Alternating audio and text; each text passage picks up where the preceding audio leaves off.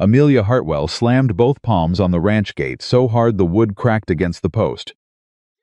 And when the man on the other side stepped back, she looked him dead in the eye, with a split lip still bleeding, and said, "I will work every hour God gives me. I will cook.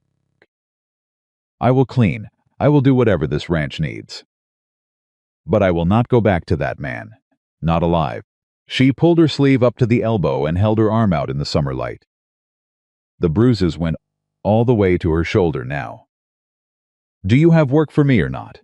If this story already has its hands around your heart good, that means you're exactly where you're supposed to be. Hit that subscribe button right now and ring the bell so you never miss a chapter of this. We put everything we have into these stories, and every single subscriber tells us to keep going. And before we dive in, drop a comment below. Tell us what city or state you're watching from. You have no idea how far this little channel has traveled. And we love finding out now. Settle in. This one is going to take something from you. Wyatt Callahan was not a man who came to his own gate. He stood on the porch of the main house with his arms crossed and his hat pulled low and watched Cody Briggs jog out to see what the commotion was. From this distance, Wyatt could see a woman on the other side of the fence, large, broad-shouldered, holding something up in the afternoon light, and he could see Cody stop dead about 3 feet from the gate and go very still. The way a young man goes still when he sees something he doesn't know how to respond to. Wyatt was off the porch before he made the decision to move. The Montana summer pressed down on everything. The grass had gone pale gold. The air smelled like dry earth and heat, and the distant sweetness of something blooming in the north pasture. Wyatt walked the length of the yard in long strides and came to a stop beside Cody, who had not yet said a word, and looked at the woman through the gate. She had lowered her arm by then, the sleeve was back down. But he had seen it from the porch, not the detail of it. Not the extent, but the gesture itself, a woman holding out evidence, showing what she had survived as a credential. He had never seen that before. She met his eyes without flinching and said, "Mr. Callahan." "That's right, Amelia Hartwell. I was told in Garnet Falls you need a cook." "You were told right." He looked at her the way he's looked at fence lines and water tables flat. Assessing. Honest, she was a large woman. The dress she wore was plain brown cotton, worn thin at the elbows, but clean. He noted the clean because it told him something. Whatever had happened to her hadn't broken her standards. The split in her lip had scabbed over. The bruise along her jaw was old enough to be yellowing at the edges. There was a canvas bag in her left hand, small enough that it probably held a change of clothes and not much else. You walk from Garnet Falls. How far past? Far enough.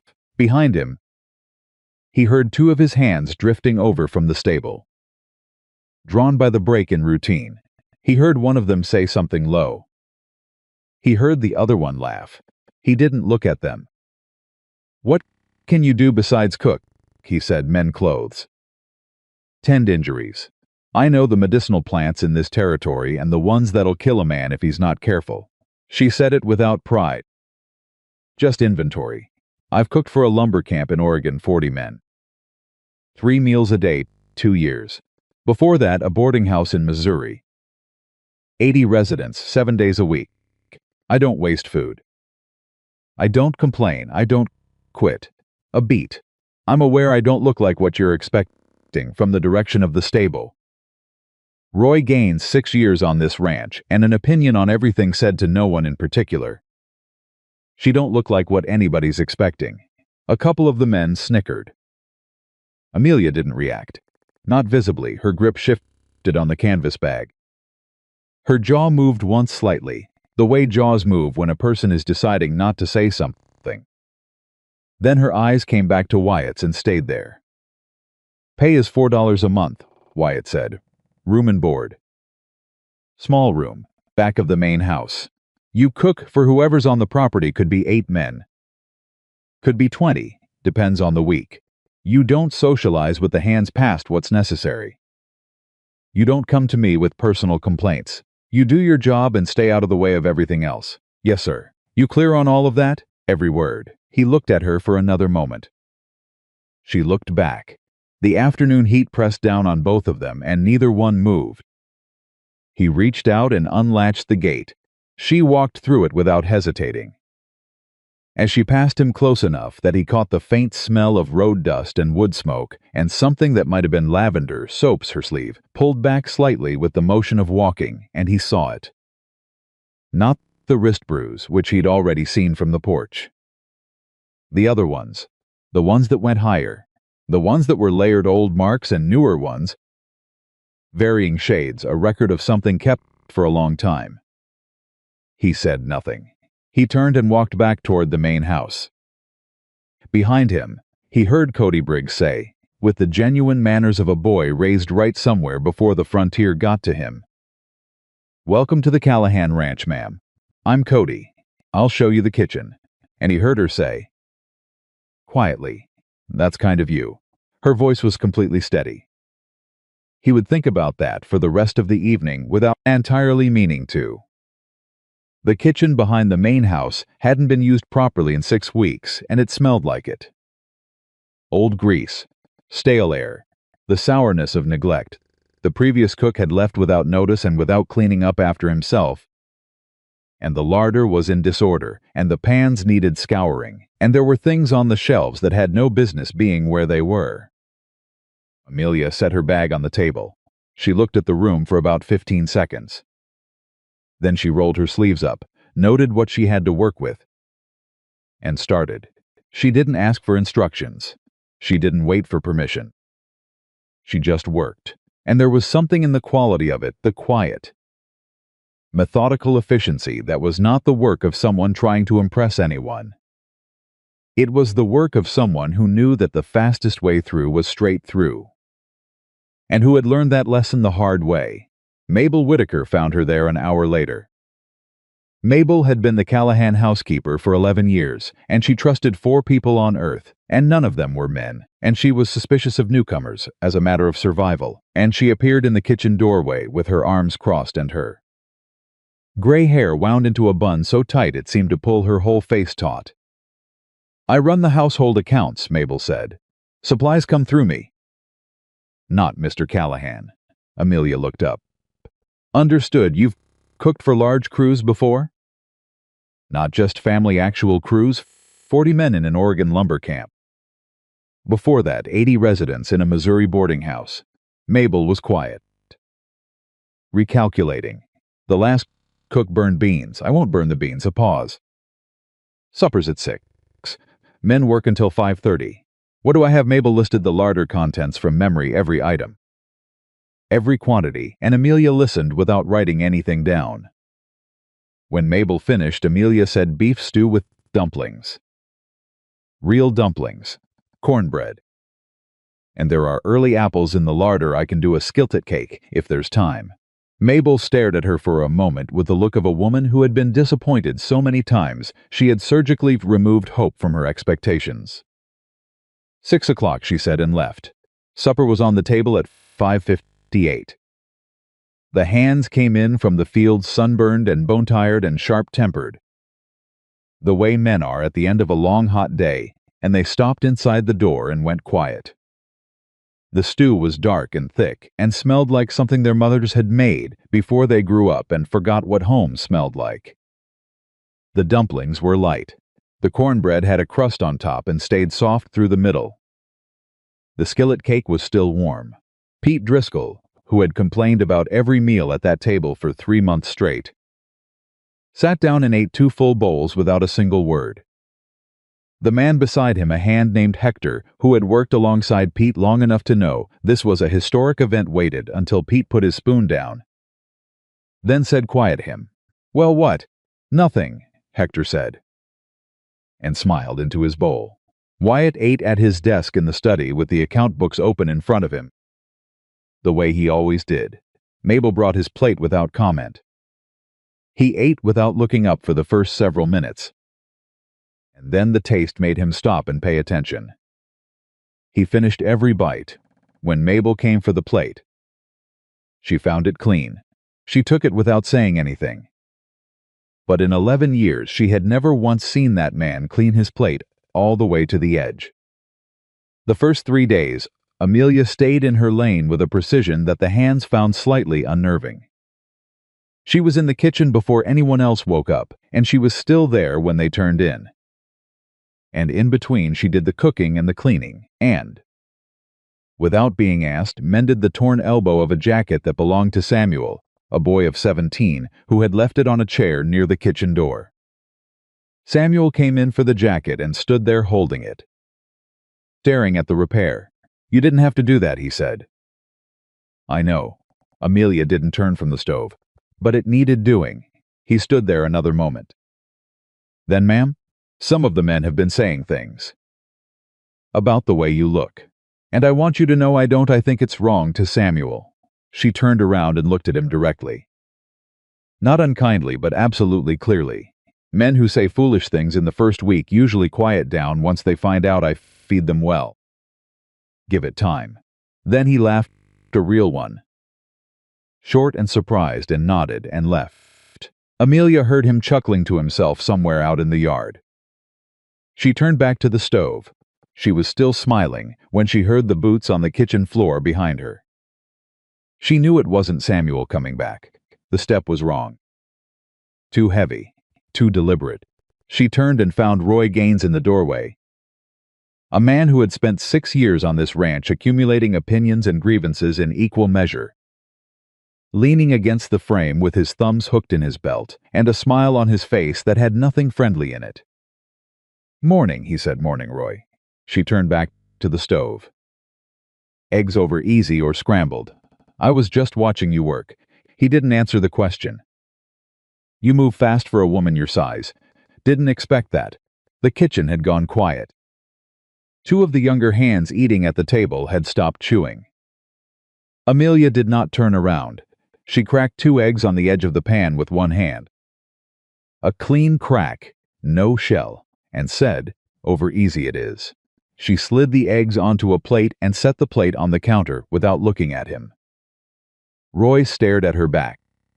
The smile on his face shifted, not gone, but uncertain now, looking for the argument she hadn't given him. He pushed off the door frame, crossed the kitchen, picked up the plate. He stood there one more second, waiting. She had already turned back to the stove. He left. The 2 younger hands looked at each other. One of them let out a breath.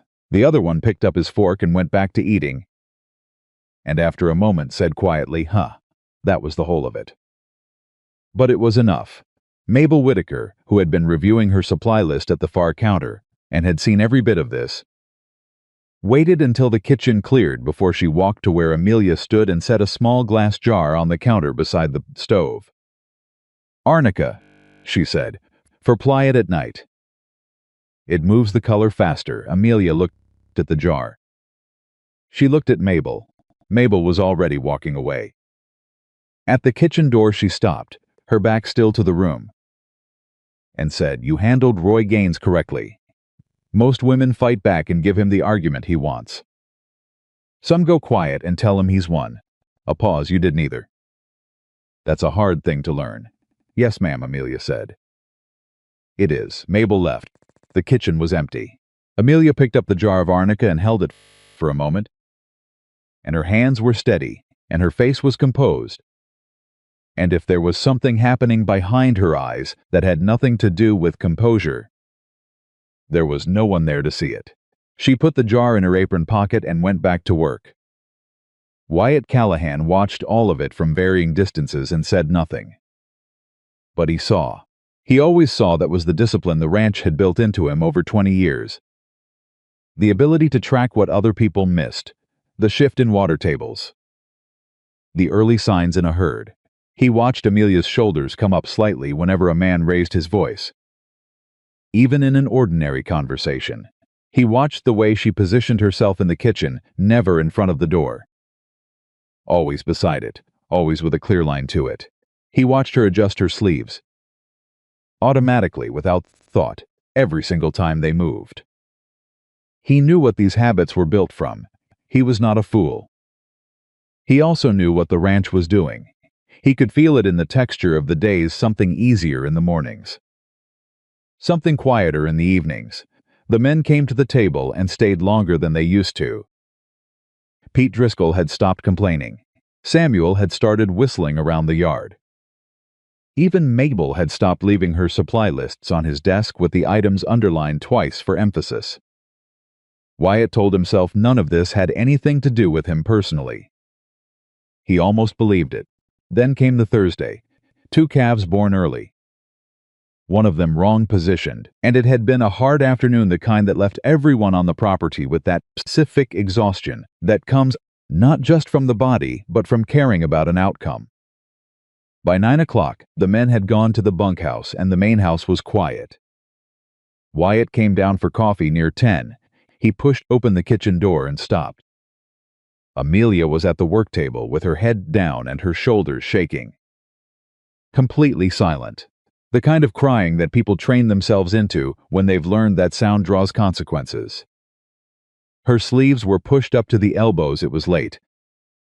The kitchen was warm. She had thought she was alone, and in the lamplight the bruises on both arms were fully visible.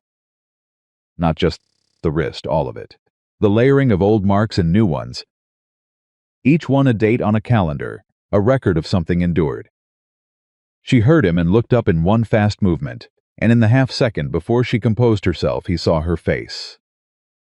The exhaustion in it, the grief, the thing that looked like shame but wasn't, something closer to the humiliation of being seen when you've worked so hard not to be. She pulled her sleeves down and straightened her spine. Mr. Callahan, her voice was steady, that voice always steady. "I'm sorry, I didn't know you'd be up. Don't apologize," he said. Too rough, he knew it when it came out. He walked to the stove, poured coffee, stood with his back to her long enough to find what he needed. Then he turned around and looked at her directly. "Who did that to you?" She looked at her hands on the table. "My husband." She said it carefully, the way you say the name of something that still has the power to burn. "Gideon Mercer. He's a businessman in Harlow County. Money, influence, the respect of everyone who matters in 3 counties. A pause. He told me for 7 years that a woman who looked like me had no right to expect anything better. That no one would believe me if I said anything. That I should be grateful." Her jaw tightened for just a moment. He was very said nothing. He let her talk. Something in him understood that stopping her would be wrong, that she was saying this out loud for possibly the first time, and that the saying of it mattered. "I left in the night," she said. "Took what I could carry." Which wasn't much. Walked to the first town, then the next. Worked where I could find work. Someone in Garnet Falls said you needed a cook. She looked up at him then. And her eyes were dry. "I know what you said when I came in. That I wasn't someone people would choose." She held his gaze. "He said things like that too. Just so you know how it sounds." The silence in that kitchen was absolute. Wyatt put his cup down on the counter, carefully, the way you put down something fragile. "What I said to you when you arrived," he said, "was wrong." She looked at him steadily. "I say hard things to people who come to this gate because I need them to understand this ranch isn't a charity and I'm not a soft man." "That part's true enough," he paused. "But the rest of it?" "The rest of it was wrong, and I knew it when I said it. And I said it anyway. That's on me." Neither of them spoke for a moment. "He'll come looking," Amelia said. "Gideon will. He's not a man who accepts losing what he considers his property. He has the money to make the law see it his way, and the charm to make everyone else agree with him before the law even gets involved." Her voice was even. "Reporting facts. I want you to know that, before you've decided what having me here means." Wyatt looked at her for a long moment. "You let me know when he shows up," he said. She measured the distance between what he said and what he meant. He could see her doing it, the careful, practiced assessment of a woman who had learned to read men the way he read the weather. "All right," she said. "Go get some sleep," he said. "Breakfast is still at 5. Something moved across her face, not quite a smile. But in that direction, the first time he had seen it. "Yes, sir," she said. He walked out of the kitchen. He stood in the dark hallway for a moment before heading to the study. And the weight in his chest had not gone away, but it had shifted. Become something different, and he couldn't have named what it was. He went to his desk and opened the account books and stared at the columns. He did not see a single number. What he saw was a woman sitting alone in a warm kitchen in the middle of the night, crying without making a sound, with her sleeves pushed up because she had finally let herself believe, just for a moment, that no one was watching. And he thought about what kind of man it took to build that in a person. And he thought about the gate, that first afternoon, and what he had said to her, and he sat with the discomfort of it, the way you sit with something you can't undo honestly, without looking away. Outside, the Montana night was enormous and dark and indifferent. The way the West always was, the way it had always been. Beautiful and hard and completely without mercy. Inside the study, Wyatt Callahan closed the account books and did not open them again. The next morning he came down before the hands arrived and poured his coffee and sat at the far end of the kitchen table with nothing in front of him. No books, no papers, just the coffee and the early light and the sound of Amelia moving around the kitchen with the ease of someone who had finally, after a very long time, learned the geography of a space that might be hers. She didn't say anything, neither did he, but he was there. And she knew what it meant. 7 years had taught her to read the difference between a man's presence and a man's intention, and she read this one clearly. This quiet man sitting at the end of the table with his coffee going warm in the summer morning. And what she read was something she had almost stopped believing existed. She cracked the eggs. She set the biscuits in the pan. She moved through the kitchen with the quiet confidence of a woman who was, for the first time in longer than she could easily remember, exactly where she had chosen to be, from somewhere out in the yard. One of the hands had started singing, low and tuneless and happy about it, and the sound drifted in through the kitchen window and settled over the room like something ordinary and good. Amelia listened to it. She did not stop smiling for a long time.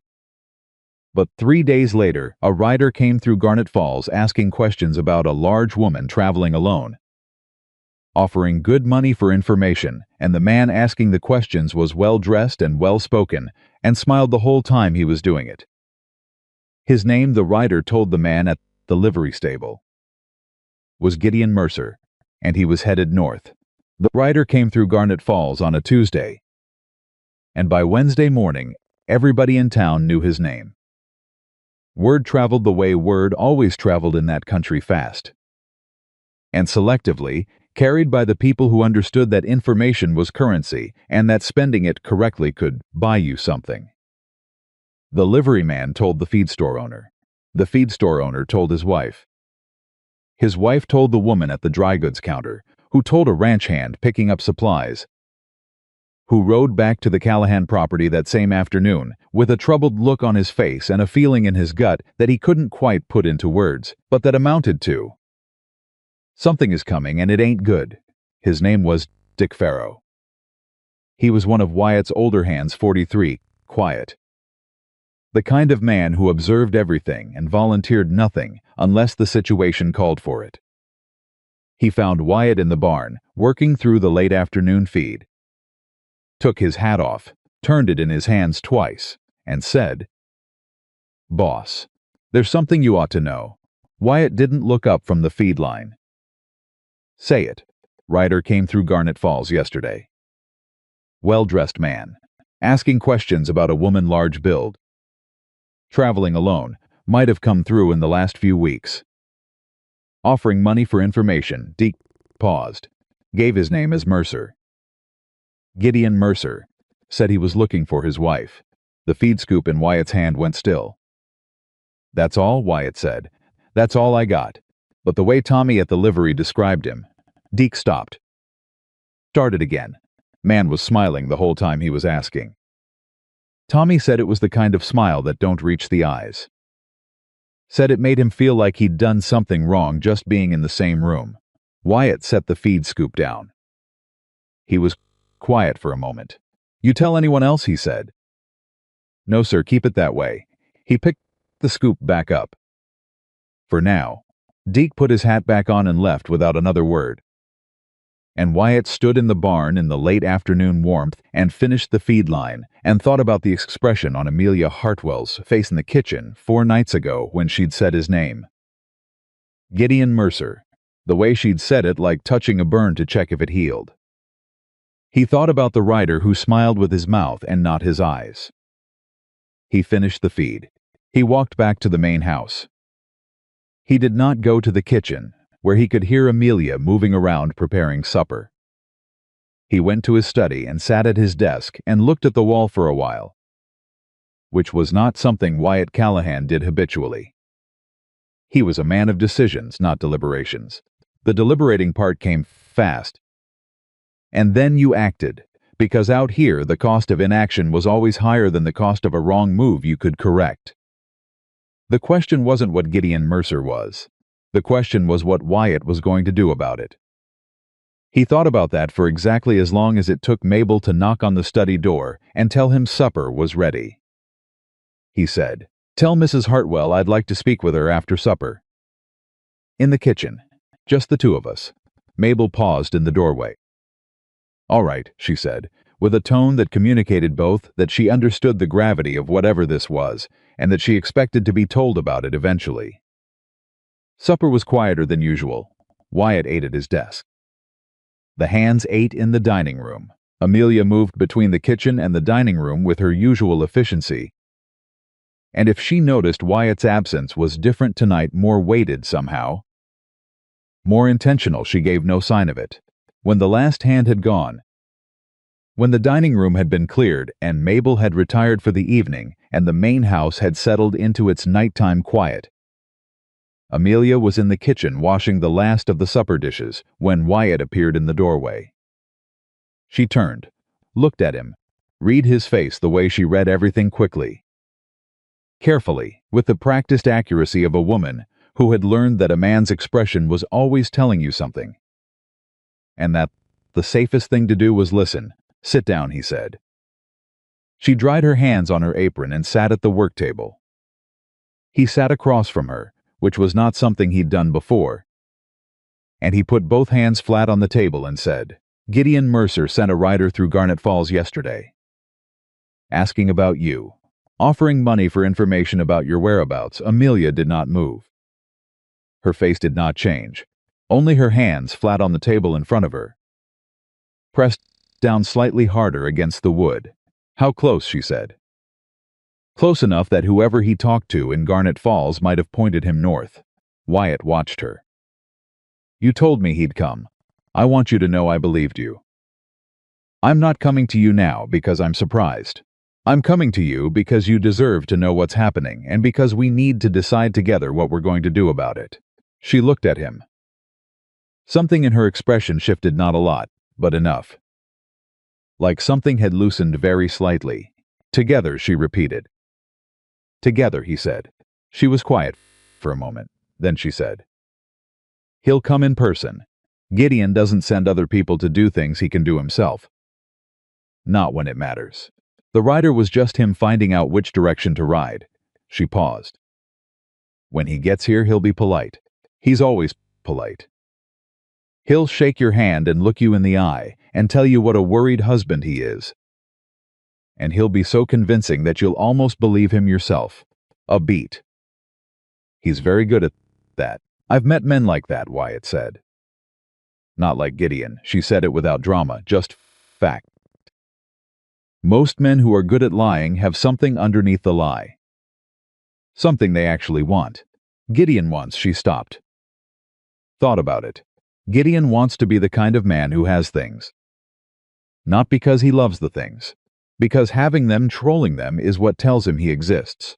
Her voice was even. "I was one of his things." Wyatt looked at her steadily. "Not on this property. He won't see it that way. What he sees isn't the point." Amelia looked at him across the table. And Wyatt saw something complicated move through her eyes, something between hope and the wariness of a person who has been given reasons for hope before and learned to distrust them. "What are you saying?" she said. "I'm saying he's not taking you anywhere you don't choose to go," Wyatt said. "This is my property and you're my employee, and the law in this territory is clear on both those points." He wants to have a conversation about his marital situation. He can have it with my lawyer in Billings. A pause. "But I need you to tell me everything. Not what you told me the other night, everything. Because if he's going to come here making claims, I need to know what he has and what he doesn't." The kitchen was quiet. Outside, the night insects had started up, and somewhere in the yard one of the horses shifted and stamped. And the ordinary sounds of the ranch, moving through its nighttime rhythms, came in through the window, like something from a different world. Amelia put her hands together on the table, and she told him. It took a long time.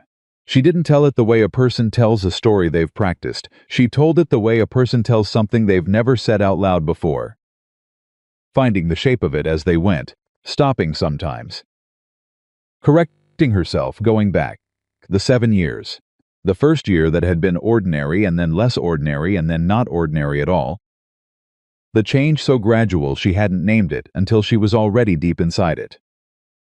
The way Gideon had used her appearance against her, not just as a cruelty but as a strategy, as a way of making her believe she was lucky to have him, that she had no other options, that the world outside their marriage would be harder and meaner than anything he did to her. The way he'd been right about some of that, and the way that partial rightness had kept her in place longer than anything else. She told Wyatt about the night she'd decided to leave. A Wednesday in February, cold, the kind of cold that made the walls of the house contract. She had been standing at the kitchen window, and Gideon had come in and said something she couldn't remember now exactly what. Something small, something that should have been ordinary, and something in her had simply gone quiet. Not broken. Quiet.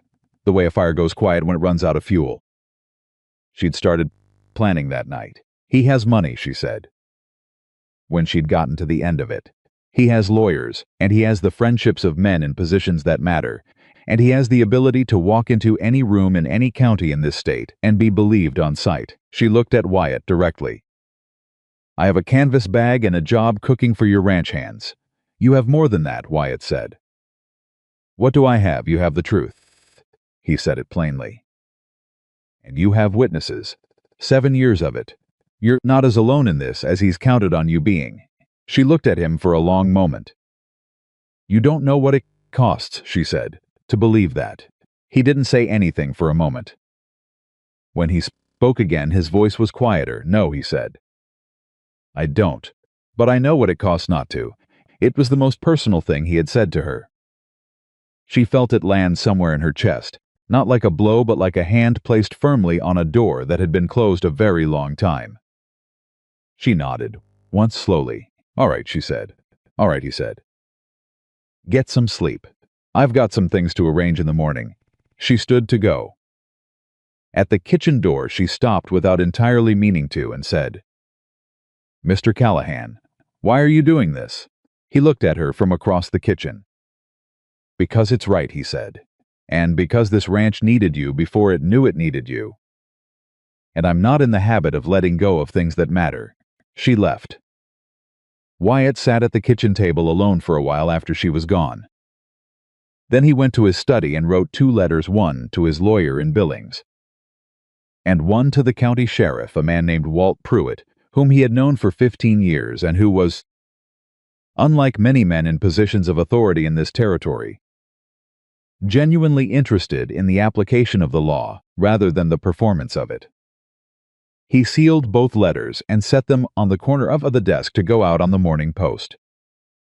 Then he went to bed, and for the first time in longer than he could easily account for, he fell asleep without lying awake for an hour first.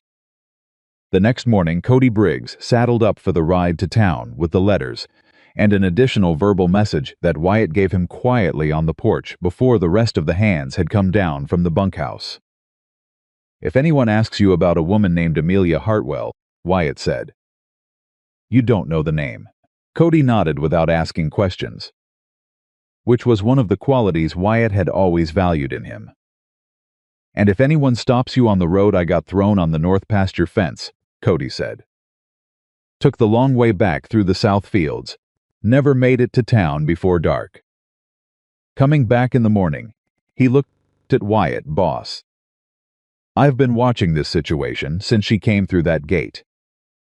Wyatt looked at him. "Ride careful," he said. "Always do." He was gone before the sun was fully up. The morning proceeded the way mornings on the ranch proceeded, with the weight of physical work that didn't stop for sentiment. The hands worked the north fence line, which had been needing repair for 2 weeks. Wyatt rode out with them, which he did sometimes, not because the work required him, but because there were days when he needed the focus of a task that had a clear beginning and a clear end. He was checking the fence post on the northeast corner when Deke came up beside him on horseback. "We got company coming," Deke said. Even. Wyatt didn't look up from the post. "How many?" "Buggy. Coming up the south road." "Alone, far as I can tell." Wyatt straightened. He took a breath through his nose. He had known this was coming. He had known it since Amelia said his name in the kitchen that first night. But knowing something was coming and having it arrive were different things. And for a moment, he simply stood there with the fence post in his hands and let the reality of it settle. "Ride back and tell Mrs. Hartwell to stay in the kitchen," he said. "Don't make a scene of it. Just tell her quietly, and tell her to stay there until I come for her." "Yes, sir." And Deke looked at him directly. "Don't send any of the men away from the property. I want everyone here." Deke understood what that meant without being told. He nodded and turned his horse and rode back toward the ranch. Wyatt put down the fence post. He took his gloves off and folded them over his belt. He straightened his hat. He rode back to the main house at an unhurried pace, which was deliberate. A man who rushes toward a thing gives the thing power over him. And Wyatt Callahan had not been in the habit of giving things power over him since he was young enough not to know better. Gideon Mercer was already in the yard when Wyatt rode in. He was exactly as Amelia had described him. Tall, well-built, well-dressed, a blue coat despite the summer heat, which spoke to a man who prioritized appearance over comfort. Clean-shaven, dark hair, slightly silvered at the temples in a way that on him looked deliberately distinguished. He stood beside his buggy with his hands clasped behind his back, and when he saw Wyatt ride in, he produced a smile that was wide and warm and traveled precisely as far as his mouth and not 1 inch further.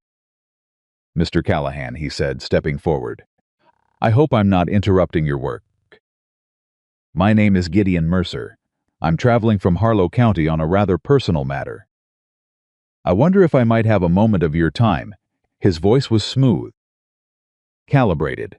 The voice of a man who had spent years understanding that tone was as persuasive as content. Wyatt dismounted. He handed the reins to a hand without looking at who took them. He looked at Gideon Mercer for a moment, really looked at him. The way he looked at everything he was taking the measure of, and then he said, "I know who you are, Mr. Mercer. Come inside." Something flickered in Mercer's eyes at that. "Just briefly. You've heard of me?" "I have. Come inside." He led Mercer into the front room of the main house and did not offer him a seat. He stood by the window and crossed his arms and waited. And the waiting was deliberate too. The architecture of this conversation was not going to be Gideon Mercer's. Mercer looked around the room with the easy appreciation of a man who assesses spaces for their value without being able to stop himself. Then he turned back to Wyatt. "I won't waste your time. Mr. Callahan, I'm looking for my wife Amelia. She left our home in February under difficult circumstances. I'm afraid there was a misunderstanding between us, and I've been deeply worried about her well-being since then." He paused. "I have reason to believe she may have sought employment in this area." "I understand you've taken on a new cook recently." "Where'd you hear that?" Wyatt said. "I made inquiries. You made inquiries in Garnet Falls," Wyatt said. "Offering money for information. That's a particular kind of inquiry." Mercer's smile adjusted slightly. Recalibrated. "I'm a worried man, Mr. Callahan. When you love someone and they disappear, You look for them any way you can. You love her, Wyatt said. She's my wife, that's not what I asked. The smile flickered again. Of course I love her. Then you'll understand, Wyatt said. That before this conversation goes any further, I'm going to need to tell you something clearly. Anything you have to say about a person in my employ, you can say to my lawyer. His name is Arthur Finch. He's in Billings, and I've already been in contact with him about your potential visit. Mercer was quiet for exactly one beat. You've been in contact with your lawyer about my visit. I have, Mr. Callahan. I'm simply looking for my wife. This is a domestic matter. It stopped being a domestic matter, Wyatt said. The moment you put a ring of bruises around her wrist, the room went absolutely still. Gideon Mercer looked at Wyatt Callahan, and the smile left his face entirely for the first time since he'd arrived. And what was underneath it was neither warm nor warm adjacent. It was the expression of a man who had been accustomed to a particular kind of world and was recalculating his position in it. I see she's been telling stories, he said. His voice had lost its calibration. I should tell you, Mr. Callahan, that my wife has a history of don't, Wyatt said. Mercer stopped. Whatever you were about to say, Wyatt said. Don't say it in my house. The silence stretched. This isn't finished, Mercer said. No, Wyatt agreed. It isn't. But for today it is. You're going to get back in that buggy and ride back the way you came. And if you want to pursue this through legal channels, you'll do it through Arthur Finch in Billings. That's the only conversation I'm willing to have with you. Mercer looked at him for a long moment. Then he looked around the room one more time, slowly. And Wyatt understood that he was looking for Amelia, trying to determine if she was here, where she was in the house. What position she was in, Mercer said quietly. That I know where she is now. Get off my property, Wyatt said. Mercer picked up his hat from where he'd rested it on the arm of the chair. He walked to the door. He paused with one hand on the frame and turned back once. And the smile came back, smaller now, the real version. You seem like a reasonable man, Callahan. Reasonable men understand that some situations are more complicated than they appear from the outside. He paused. She isn't what you think she is. Neither am I, Wyatt said. Mercer left. Wyatt stood at the window and watched the buggy roll down the south road until it was out of sight. Then he turned and walked through the house to the kitchen. Amelia was standing at the stove with her back to the door. She was stirring something she didn't need to stir. Her shoulders were tight and high, and her knuckles on the spoon handle were white. He's gone, Wyatt said. She didn't turn around immediately. When she did, her face was composed, but barely, the way a face looks when composure has been held by force. What did he say, she said. Not much. Tried charm first. Then insinuation. I told him to speak to my lawyer. Wyatt paused. He said to tell you he knows where you are now. She closed her eyes for a moment. Just a moment. He won't stop, she said. I know. You don't know what he's capable of when he decides he wants something. I'm starting to get an idea.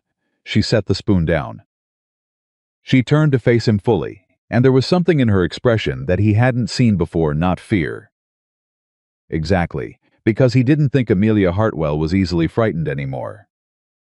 Something more complicated than fear. Something that looked like a person standing at the edge of a decision they'd been walking toward for a long time. Why would you do this, she said. Fight a man like Gideon. Risk the legal complications, the why. You don't owe me anything. You've known me 3 weeks. Wyatt looked at her for a moment. 3 weeks is long enough, he said, to know what kind of person someone is. She looked at him. He looked back. Outside the kitchen window, the ranch sounds continued the ordinary percussion of a working day. Horses and boots and distant voices, and inside the kitchen it was very quiet. I'm going to need to know more about his finances, Wyatt said. If he's going to come at this through legal channels, I need to know what he has. Money, property, outstanding debts. Things that could become leverage. He paused. Can you do that? Amelia thought for a moment. I know his accounts. He didn't think I was paying attention. But I was. I know who he owes money to and who owes money to him. Something shifted in her eyes, not quite a smile, but adjacent to it. The look of a person discovering that 7 years of surviving something have also taught them things they didn't know they'd learned. I know things he wouldn't be pleased that I know. Then we start there, Wyatt said. They started there. Over the following days, the kitchen table became something different. In the evenings after supper, after the hands had gone and Mabel had retired, Wyatt and Amelia sat across from each other, and Amelia talked and Wyatt wrote, and between them a picture emerged of Gideon Mercer's financial life that was considerably less solid than his presentation suggested. Debts to men in 2 counties, a land speculation scheme that had not gone as planned, a business partner in Billings named Crane who was, by Amelia's account, increasingly unhappy with how the partnership had proceeded. Money that moved in ways that didn't entirely align with what was on the books. He was careful, Amelia said one evening, but not as careful as he thought he was. He never believed I was paying attention because he never believed I was intelligent enough to understand what I was seeing. He was wrong about that, Wyatt said. Without looking up from what he was writing, he was wrong about a lot of things. She paused. It's just taking me a while to remember that. Wyatt looked up then. She was looking at the papers between them, not at him. But there was something different in her expression, something steadier. Something that had not been there 3 weeks ago when she'd come through the gate with her chin up and her sleeve covering her wrist, and a steadiness in her voice that he now understood had been pure. Constructed will. You're doing it, he said, remembering. She looked up. Something passed between them across the papers and the lamplight, something neither of them named, because neither of them was quite ready to name it. But that was there, present and unmistakable, the way things are present before anyone says them out loud. I'm working on it, she said. The ranch worked on it, too. In its own way. The hands had not been told explicitly what was happening. But ranch hands were not men who miss things, and they had watched Gideon Mercer's buggy come and go. And they had watched Wyatt's expression when he came back inside. And they were men who understood instinctively the difference between a stranger passing through and a threat arriving. Pete Driscoll, who was not a demonstrative man, appeared in the kitchen doorway 3 days after Mercer's visit and said to Amelia, without preamble, "You need anything, you tell me." Then he left. Amelia stood at the stove for a moment after he was gone. Just stood there, and if her eyes were not entirely dry, nobody was there to see it. Samuel started taking his meals a few minutes later than the other hands every evening, making sure he was in the house while Amelia was cleaning up. He never said why. Even Roy Gaines, who had not distinguished himself in his treatment of Amelia in the early days, had gone quiet and watchful in a way that suggested whatever opinion he'd formed about her was currently being revised against new information. Mabel watched all of this and said nothing, but she began sitting with Amelia for the last half hour before supper most evenings, ostensibly reviewing supply lists, actually just being present, which was Mabel's way of expressing things that her vocabulary didn't stretch to accommodate. And Amelia Hartwell, who had arrived at this ranch believing she was the kind of woman nobody chose, found herself chosen in the only way that actually counted, not loudly, not declaratively, but practically and consistently and without condition, by person after person who had simply watched her be who she was and decided that was someone worth standing next to. She thought about that at the end of each day. She was careful not to trust it too completely. 7 years had made her careful, but she thought about it. Then on a Thursday 10 days after Gideon Mercer's visit, Cody Briggs came back from town with 2 things: a letter from Arthur Finch in Billings that made Wyatt read it and then sit down heavily in his desk chair, and news from the liveryman in Garnet Falls that made everything else they'd been preparing feel suddenly, urgently insufficient. Gideon Mercer had not gone back to Harlow County. He had taken a room at the hotel in Garnet Falls, and he had been there for 10 days, quietly, making friends, spending money, having conversations with men who held various kinds of local authority, the land registry clerk, the deputy, the circuit court judge who passed through once a month, the editor of the small county paper. He was not coming at this through lawyers. He was laying the ground first, building the version of the story that would exist before anyone heard Amelia's version. The version where she was a disturbed woman who had abandoned her devoted husband. The version where Wyatt Callahan was a man who had taken advantage of a vulnerable situation. Cody put the letter on the desk and said, "He's been busy." Boss Wyatt looked at the letter for a long moment. Then he looked up. "So have we," he said. He stood up. He walked to the kitchen. Amelia just looked up when he came in and read his face in the way she had learned to read it over these weeks, quickly, accurately, already braced for what she saw there. "Tell me," she said. He told her. She was quiet for a long time when he finished. Long enough that the supper on the stove began to need attention. And she turned and dealt with it automatically, her hands doing what they knew to do while her mind was somewhere else entirely. When she turned back, her expression was different from anything he had seen on her before. Not frightened, not defeated, something harder than either of those things. And cleaner. "He thinks he's already won," she said. "He thinks he has the advantage, does he?" Wyatt looked at her across the kitchen. "If we move right," she nodded, slowly. Something settled in her face, a decision being made. Or the completion of one that had been building for a long time. "What do you need me to do?" she said. "I need you to be ready," he said. "When this comes to a head, and it's going to come to a head, probably sooner than either of us wants, I need you to be ready to stand up and say everything you told me. In front of whoever needs to hear it."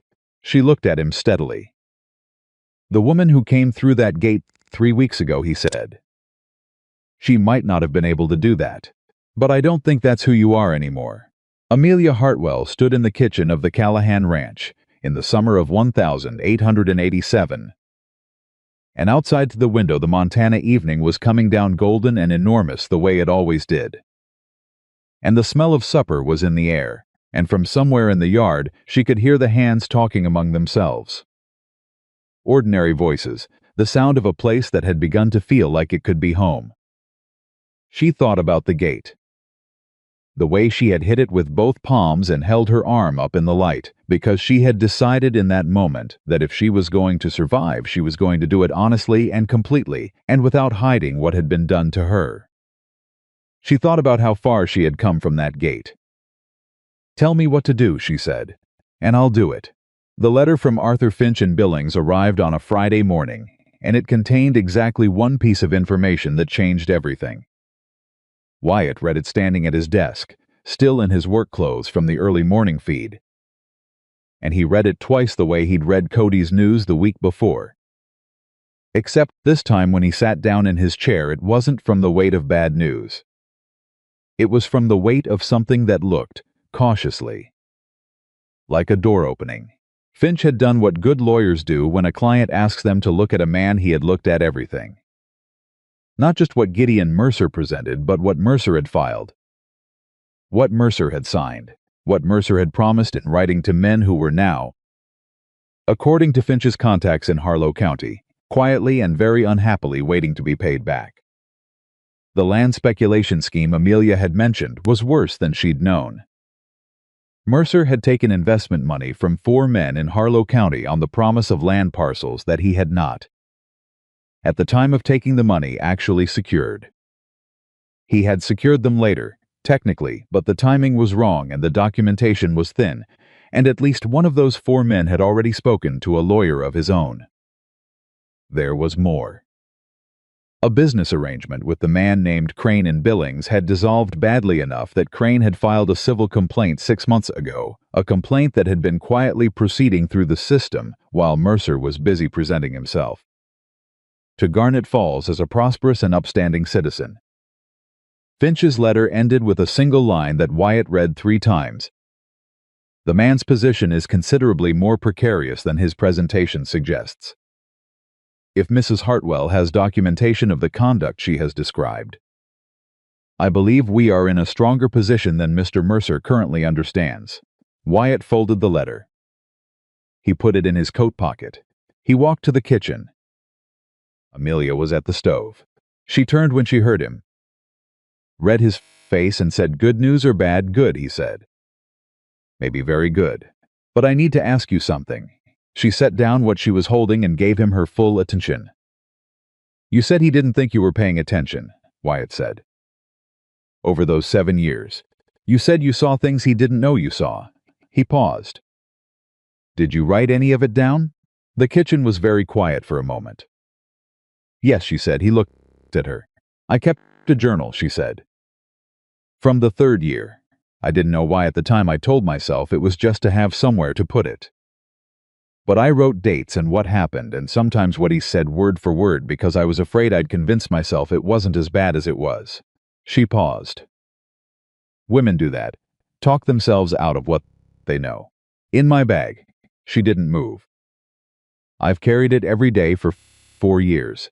It's the one thing I made sure I took when I left." Wyatt let out a slow breath. "Amelia, that journal might be the most important thing we have." She looked at him for a long moment, and something moved through her expression that he was learning to read, that particular quality of stillness that meant she was processing something that mattered more than she was ready to show. "He used to tell me," she said slowly, "that if I ever said anything, no one would believe a woman like me over a man like him." She paused.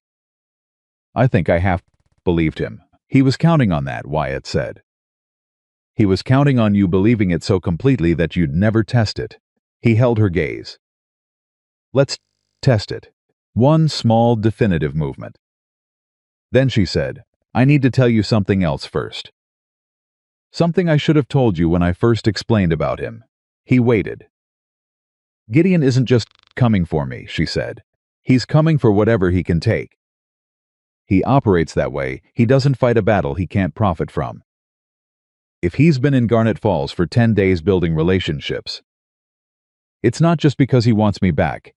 He's seen this ranch. He's seen what you have. And Gideon Mercer always finds a way to leave a situation with more than he came in with." Wyatt was quiet for a moment. "You think he'd move on the property?" "I think he'd move on anything that wasn't nailed down and some things that were," she said. "I lived with him for 7 years. The kindest thing I can tell you about him is that he's consistent." "All right," Wyatt said. He straightened. "Then we move today, not tomorrow. I'll send for Finch, and I'll send word to Sheriff Pruitt. And I need you to sit down with me this afternoon and go through that journal so I know exactly what we're working with." He paused. "Can you do that? Go through it?" She thought about it honestly, which he appreciated. She didn't say yes automatically the way people do when they're trying to seem stronger than they are. She thought about it. "Yes," she said, "I can do it." He turned to go. Then stopped. "For what it's worth," he said, without turning back around, "I already believe you. Whatever's in that journal. I want you to know that before you have to open it." He left the kitchen. Amelia stood at the stove and pressed her hand flat against the counter and breathed in and out twice. Slowly, the way you breathe when something you've been braced for a very long time turns out to be different from what you feared. Then she went back to work because the hand still needed breakfast and the world still needed feeding. And that had not changed and would not change regardless of what Gideon Mercer was doing in his hotel room in Garnet Falls. And the constancy of that, the simple, grounding constancy of necessary work, was something she had always been able to hold on to. She held on to it now. The afternoon session at the kitchen table lasted 3 hours. Amelia put the journal on the table, between them a small, cloth-covered book, the cloth worn at the corners from years of being carried. The pages dense with her careful handwriting, and they went through it systematically. Wyatt asking questions and Amelia answering them, and both of them building a document that Wyatt would send to Finch with the next writer. It was not easy going. Some of what was in the journal was straightforward dates, amounts, descriptions of business transactions she had witnessed or overheard. The financial information was detailed and damning. But some of it was the other kind of record, and going through that required a different quality of steadiness from both of them. At one point, Amelia stopped in the middle of reading a passage aloud and put the journal down flat on the table and pressed both hands on top of it and stared at nothing for a moment. Wyatt did not say anything. He did not try to move the conversation forward or offer comfort that would have required her to manage his reaction to her pain. He simply waited. After a moment, she picked the journal back up and kept reading. When they were done, he sat back in his chair and looked at the notes he'd made and said, "This is enough. This is more than enough." "Is it?" She sounded tired. Not broken tired, the specific exhaustion of someone who has carried something heavy a long way and finally set it down. "The financial information alone gives Finch 3 avenues," he said. "And the documentation of the conduct, the dates. The specificity of it, that's not something a lawyer can dismiss as a wife's grievance. That's a record." He looked at her. "You were building a case without knowing you were building a case." Something shifted in her expression. "I was just trying to stay sane," she said. "Sometimes those are the same thing." She almost smiled. The almost smile that he had started watching for, without entirely being aware he was watching for it. He sent 2 riders out that afternoon, one to Billings with the letter to Finch and a copy of the relevant journal entries. One to Sheriff Pruitt's office with a shorter letter that laid out the situation plainly and asked Pruitt to be aware that a man named Gideon Mercer was currently resident in Garnet Falls and that his conduct over the coming days might require official attention. Then he did something he had not done in years. He called a meeting. Not a formal thing, just the hands gathered in the yard after supper, standing in the evening warmth, their hats in their hands. Their faces turned toward him in the particular way men turn toward someone they've chosen to follow. Wyatt stood on the porch steps and said it plainly. He told them about Mercer. He told them what Mercer had done. He told them that he expected a confrontation within the week, and that when it came, he needed every man on this property to understand what they were dealing with. The yard was quiet when he finished. Pete Driscoll was the first one to speak. He said, "What do you need from us?" Wyatt looked at him. "I need you to be here. I need no one leaving the property without telling me. And I need every man to understand that if Mercer shows up again, you do not speak to him, you do not answer his questions. And you come find me immediately. And if he brings people with him?" Deke asked. "Then we deal with that when it happens," Wyatt said. "But he's not going to. Mercer doesn't use muscle, he uses leverage. He's going to try to do this legally and socially, because that's the only battlefield where he has an advantage." He paused. "We're going to take that battlefield away from him." Roy Gaines, who had not said much of anything in the past 2 weeks, cleared his throat. Everyone looked at him. Roy turned his hat in his hands and said, without his usual bluster, the woman, Mrs. Hartwell. "She all right?"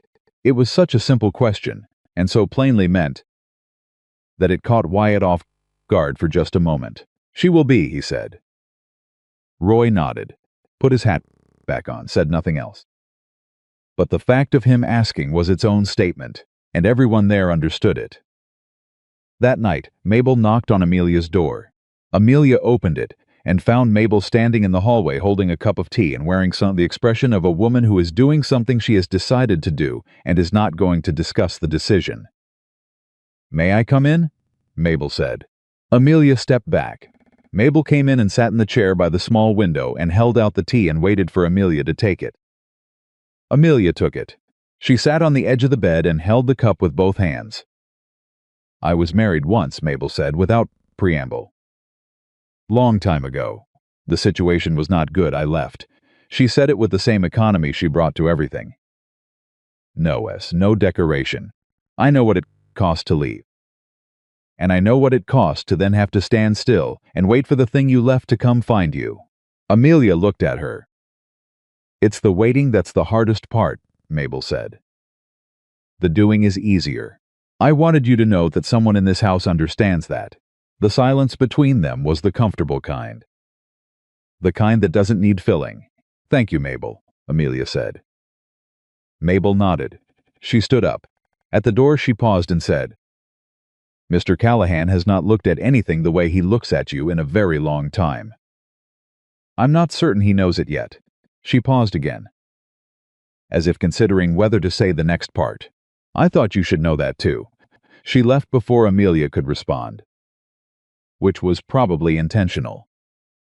Amelia sat with her tea in the small room that had become hers and thought about Mabel's words, and about the journal now in Wyatt's study, and about the man in the hotel in Garnet Falls, who had spent 10 days quietly building a version of the world, where she didn't exist except as a thing he owned.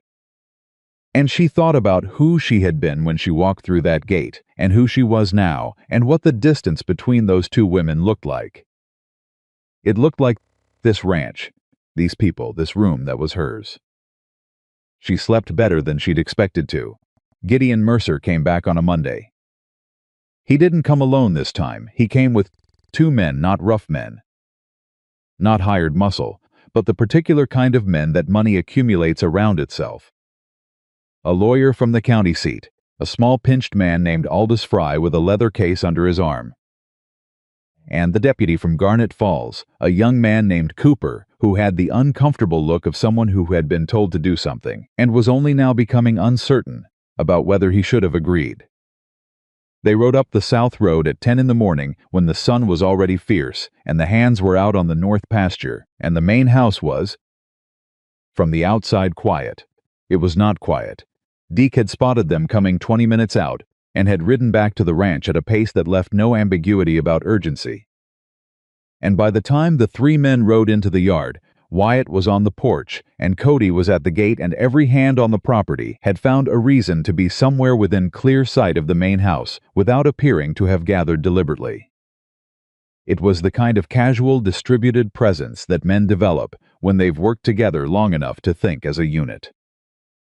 Gideon Mercer looked at the yard and understood immediately that this was not the surprised household he had planned on. His smile came on anyway. The real estate of it was slightly smaller than before. Mr. Callahan, he said from horseback, I apologize for arriving unannounced. I've brought Mr. Fry, who represents my legal interests, and Deputy Cooper, who is here in an official capacity. He paused. I have a writ signed by Judge Harlan authorizing the return of my wife to my household. The yard went very still. Wyatt said, Get down off your horse, Mr. Mercer. Mercer dismounted. So did Fry and Cooper. Wyatt came down the porch steps slowly. The way he did everything, when it mattered with the contained. Deliberate energy of a man who has decided exactly how much of himself this moment is going to get. Let me see the writ, he said. Fry stepped forward and produced a document from his case. Wyatt took it. He read it. He read it again. He folded it and held it in his hand and looked at Mercer. Judge Harlan signed this, he said. He did, Mercer said. Judge Harlan, Wyatt said, has been a personal acquaintance of Gideon Mercer's for how long? Exactly, Mr. Fry. Fry blinked. I'm not certain that's relevant, Deputy Cooper. Wyatt looked at the young man, who had gone slightly pale since arriving in the yard. How long have you been deputy? 8 months, sir, Cooper said. And in those 8 months, have you had occasion to work with Sheriff Walt Pruitt on anything that involved a civil matter of this kind? A spousal return order? Cooper hesitated. Not exactly this kind of, because I'd like you to read something before this goes any further. Wyatt reached into his coat and produced a letter. He held it out to Cooper. That's from Sheriff Pruitt. He received it this morning. I suggest you read it. Cooper took the letter. He read it. His face went through several changes in rapid succession: confusion, then understanding, then the particular discomfort of a man who realizes he has been positioned in a situation without being told the full shape of it. Pruitt's letter was straightforward. It outlined the civil complaint that Crane and Billings had filed against Mercer. It outlined the outstanding dispute with the 4 investors in Harlow County. It noted that Arthur Finch, acting on behalf of Amelia Hartwell, had filed a formal protective petition in Billings that morning, the same morning this writ had apparently been issued by Judge Harlan. Which Pruitt's letter noted was a timing that raised questions about whether the judge had been made aware of the pending petition before signing. Cooper lowered the letter and looked at Mercer. Mercer was still smiling. The smile now required visible effort, Mr. Mercer, Cooper said, with the careful tone of a young man trying to find solid ground in a situation that had turned out to have much less of it than advertised. I wasn't aware of a competing petition. It was filed this morning, Mercer said smoothly. Whatever Callahan's lawyer has submitted is a delay tactic. The writ is valid. The writ, said a voice from the doorway of the main house, was obtained without disclosure of material facts. Everyone turned. Arthur Finch was standing in the doorway. He had ridden through the night from Billings and arrived an hour before Mercer, which Wyatt had not known for certain would happen, but had planned for the possibility of. And his presence in the doorway was the kind of thing that changed the weight of a room simply by existing.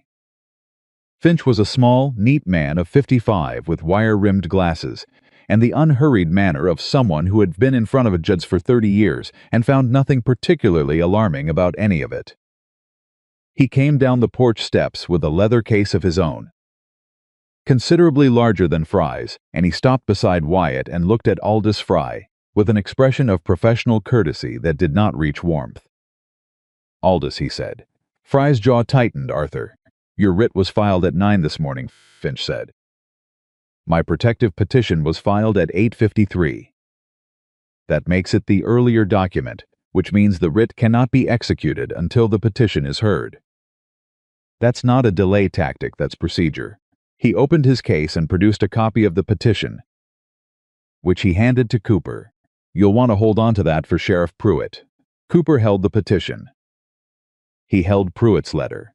He looked at both of them and then looked at Mercer and said, "Mr. Mercer, I don't think I can execute this writ today." "Cooper, I'm sorry." "Sir, I need to speak with Sheriff Pruitt before I can proceed with a writ that's being contested by a prior filing." He said it with the firmness of a man who has just discovered exactly where his line is. "I'd strongly suggest you speak with Mr. Fry about your options." Mercer looked at Cooper for a long moment. Then he looked at Fry, then he looked at Finch. Then his eyes moved to Wyatt. And whatever he was looking for on Wyatt's face, he didn't find there. He looked at the yard. He saw Pete Driscoll leaning on the fence post with his arms crossed. He saw Deke on horseback at the far end of the yard, still as a painting. He saw Samuel and Hector and 3 other hands at various points around the property, all of them going about various business that required them to be exactly where they were. He saw a ranch that had decided collectively what it was. "This isn't finished," Mercer said. Same words as last time.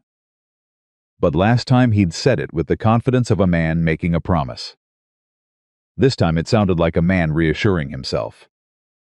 "Mr. Mercer," Finch said pleasantly, "I'd like to speak with your client about some additional matters that have come to my attention, including a complaint filed by a Mr. Crane in Billings, and a matter involving 4 investors in Harlow County who are currently represented by a colleague of mine." He paused. "I think you'll find that Mr. Mercer's situation is somewhat more complex than the simple domestic matter he's presented it as." Fry looked at Mercer, the look of a lawyer recalculating what he's been told. "Gideon," Fry said quietly. "What is he talking about?" Mercer said nothing. "What is he talking about?" Fry said again, and the quiet in his voice had gone somewhere less professional. Inside the main house in the kitchen, Amelia Hartwell stood at the window she'd been told not to stand at and watched the yard. She had heard pieces of it, voices, Finch's precise diction, the deputy's uncertain tones. She couldn't make out the words from here.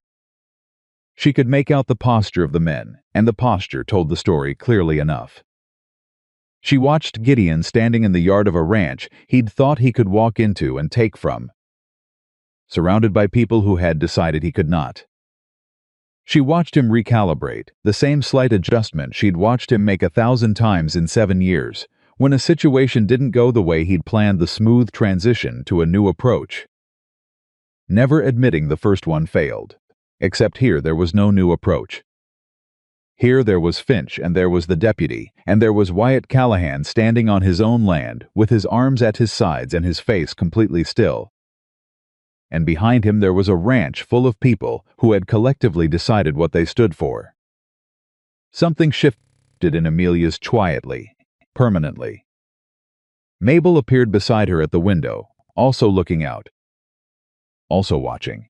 He looks smaller than I expected, Mabel said. He does, Amelia said. Men like that always do.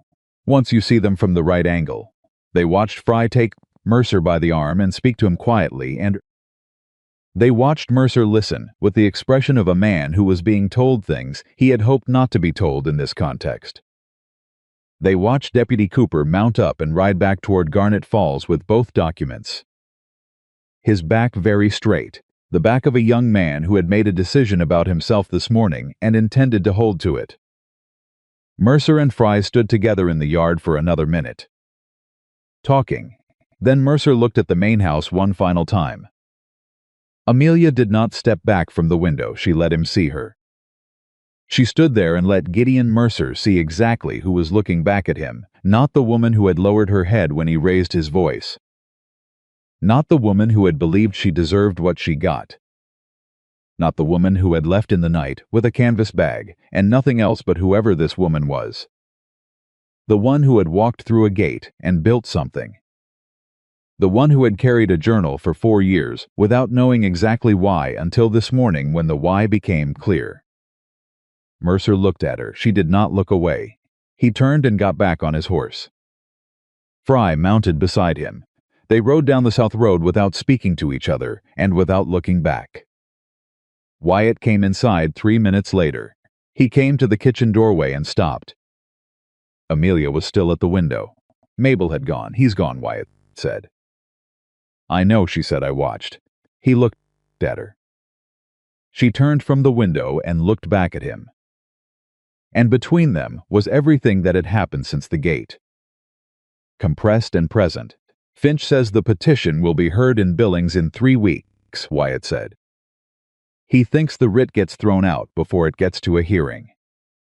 The Crane complaint and the investor situation are separate proceedings, but they weaken Mercer's position across the board. He paused. He's going to tell you there's still risk. There's always risk. But the shape of this has changed. I know, she said again. She said it differently this time. Not acknowledgement recognition. The difference between knowing something in your head and knowing it in the place where things actually settle. She looked at him for a moment. Then she said something she had not said to anyone in 7 years. Had not been certain she would ever say again. Thank you, she said. Not for the lawyer, not for the petition, not for the deputy and the letter and the careful strategy of the past weeks. For all of it, and for none of it, specifically for the thing underneath all of it. Which was that he had believed her before he had proof, and had acted on that belief, and had not asked her to be smaller than she was in return. Wyatt Callahan looked at her, this woman who had hit his gate with both palms, and held up her arm in the summer light, and refused to pretend that what had been done to her hadn't been done. And he said, you did most of it yourself. I just opened the gate. You kept it open, she said. He held her gaze. I intend to keep on. The kitchen was very quiet. Outside, the ranch was returning to its ordinary rhythms, hoofbeats. Voices, the sound of work resuming after the held breath of the morning. Ordinary sounds, the sounds of a place that had held and not broken. Amelia turned to the stove. There was dinner to start. There were hands to feed. There was the long afternoon of necessary work that didn't stop because the world had shifted. That in fact counted on the world having people in it who understood that you show up for the ordinary things, especially when the extraordinary ones are trying to take everything from you. She started the stove. Behind her, she heard Wyatt pour himself a cup of coffee and settle into the chair at the end of the kitchen table, his chair. The one he'd claimed, that first morning after the kitchen revelation. The one he came to most mornings now, not always talking. Sometimes just present, which was its own kind of language. She heard him open the account books. She heard the scratch of his pen.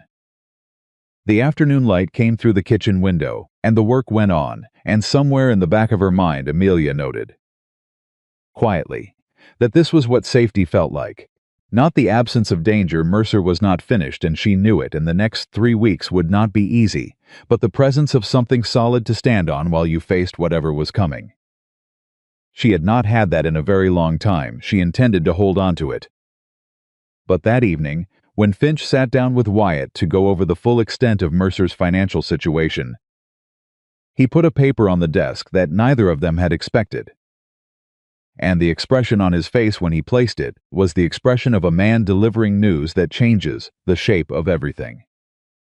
"There's something else," Finch said. "Something Mercer didn't intend anyone to find." Wyatt looked at the paper. His jaw tightened. "Amelia needs to see this," he said. The paper on Wyatt's desk was a property deed, not for land in Harlow County.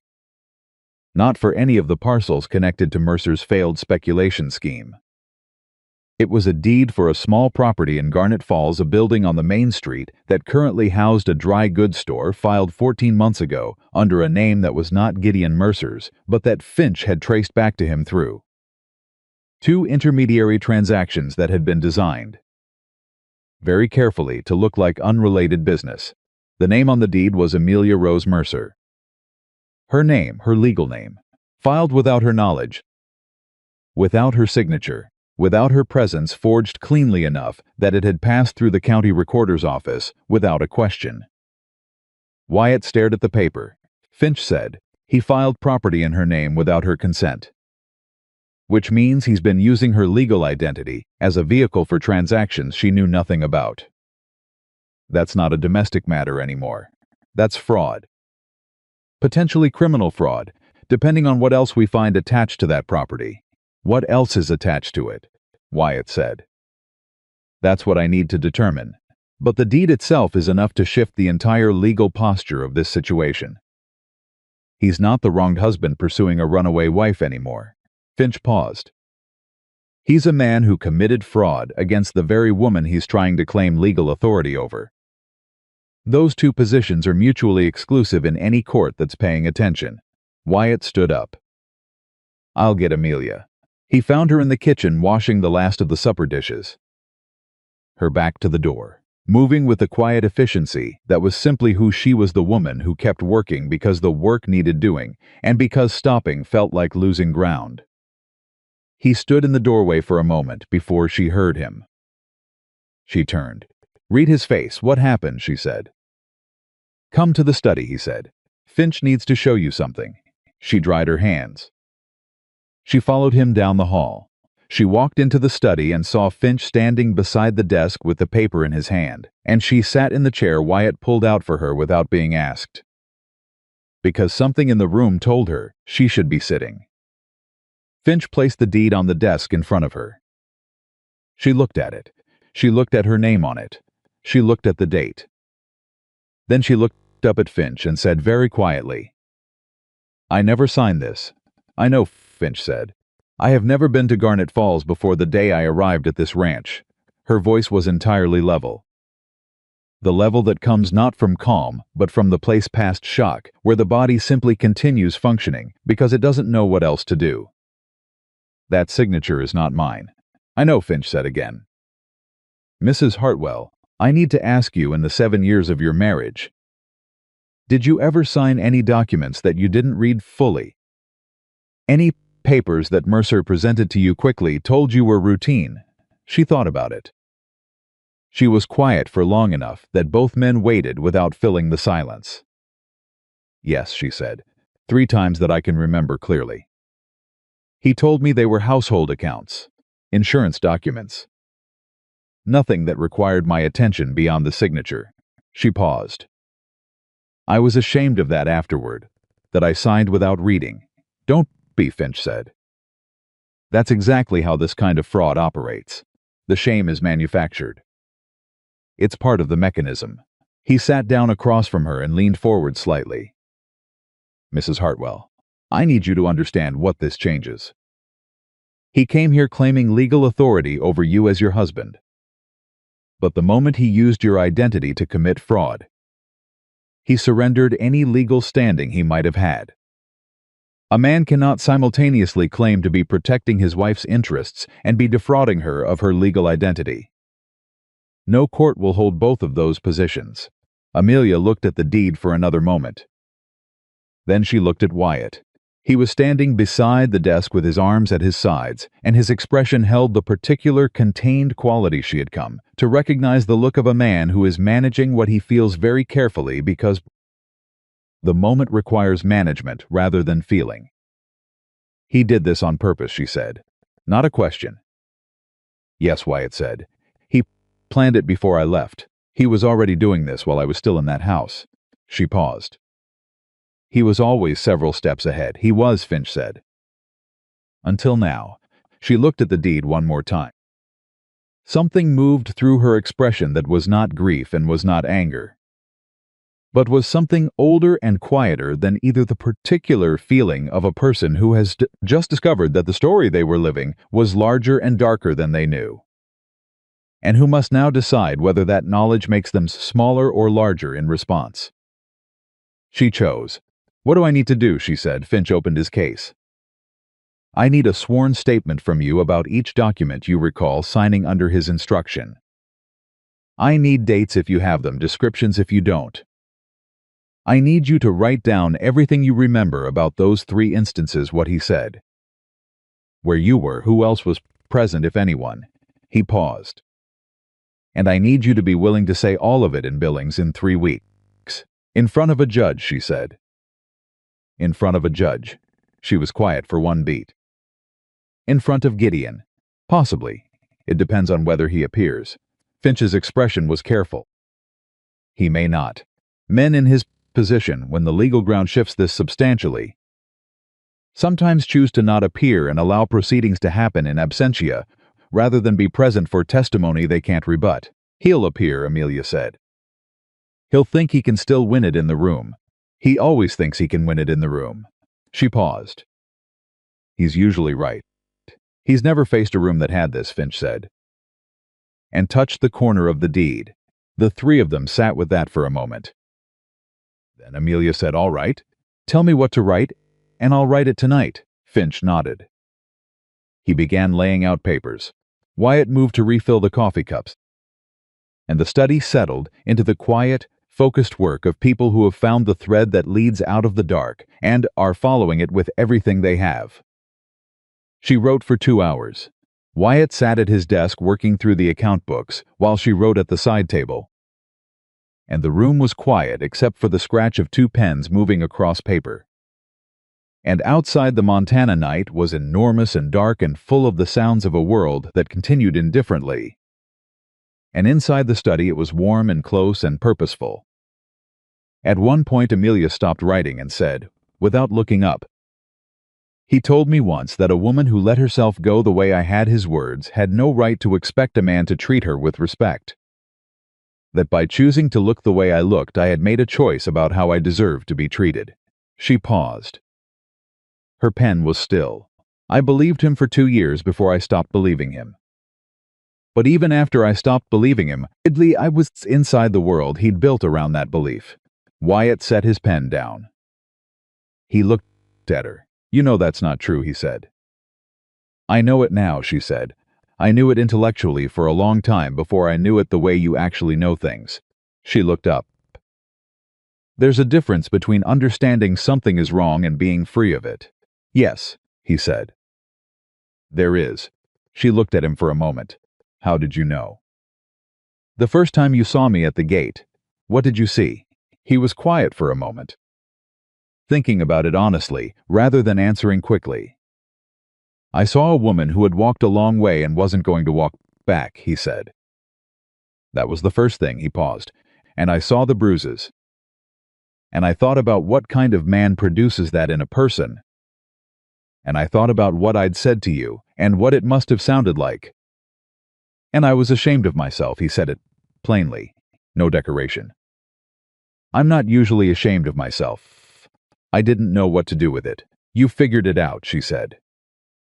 You made it clear what figuring it out looked like, he said. She held his gaze across the quiet study, and the thing that had been building between them since the kitchen table and the coffee cup and the first morning he'd sat at the end of the table, without a reason that thing was present now.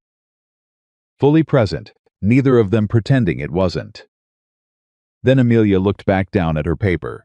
I have to finish this, she said. I know, he said. He picked up his pen, she picked up hers. The two pens went back to work, and the night moved on outside. And the ranch slept around them, and neither of them said anything else. But the thing between them didn't require saying. It was already decided. The next 10 days were the strangest of the whole summer, a waiting that was not passive because there was too much to do. But that had the quality of a held breath.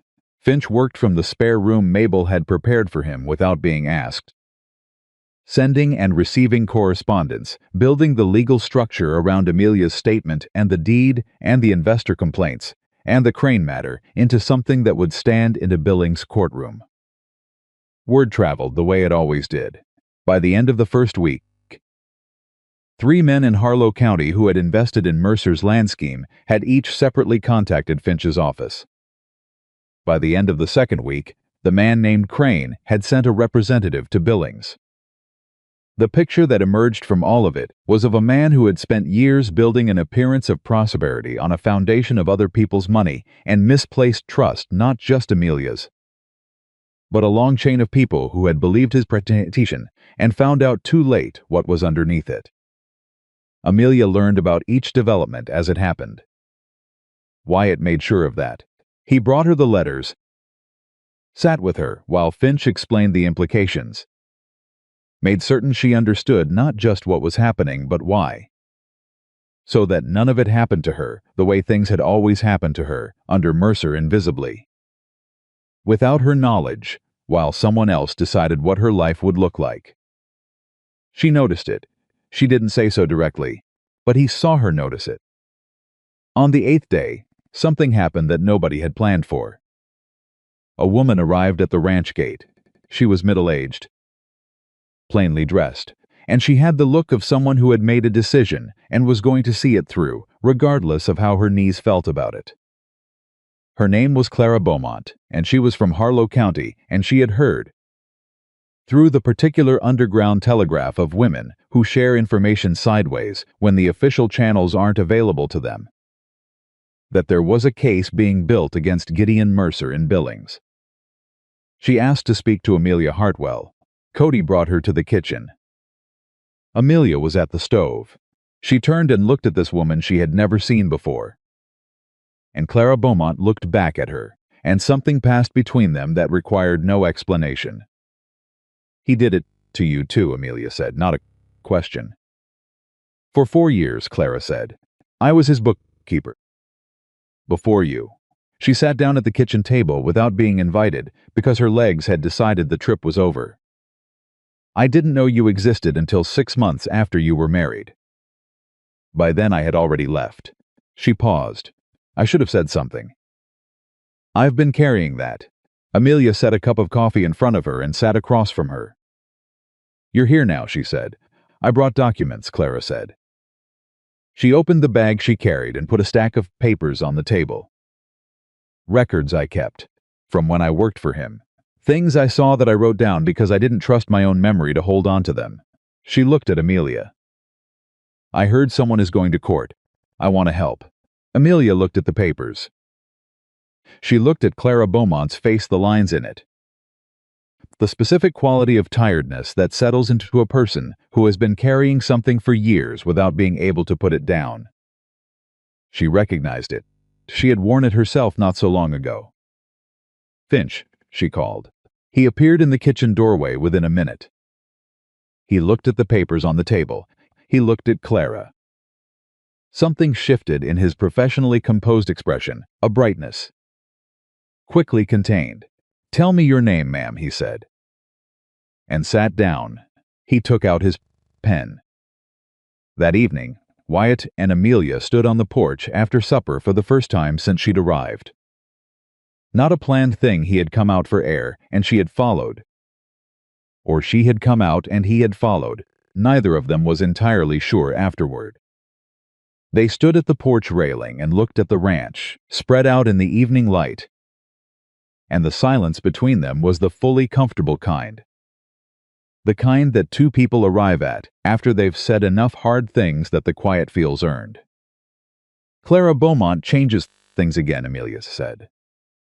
Yes, Wyatt said, there may be more. Women who worked for him.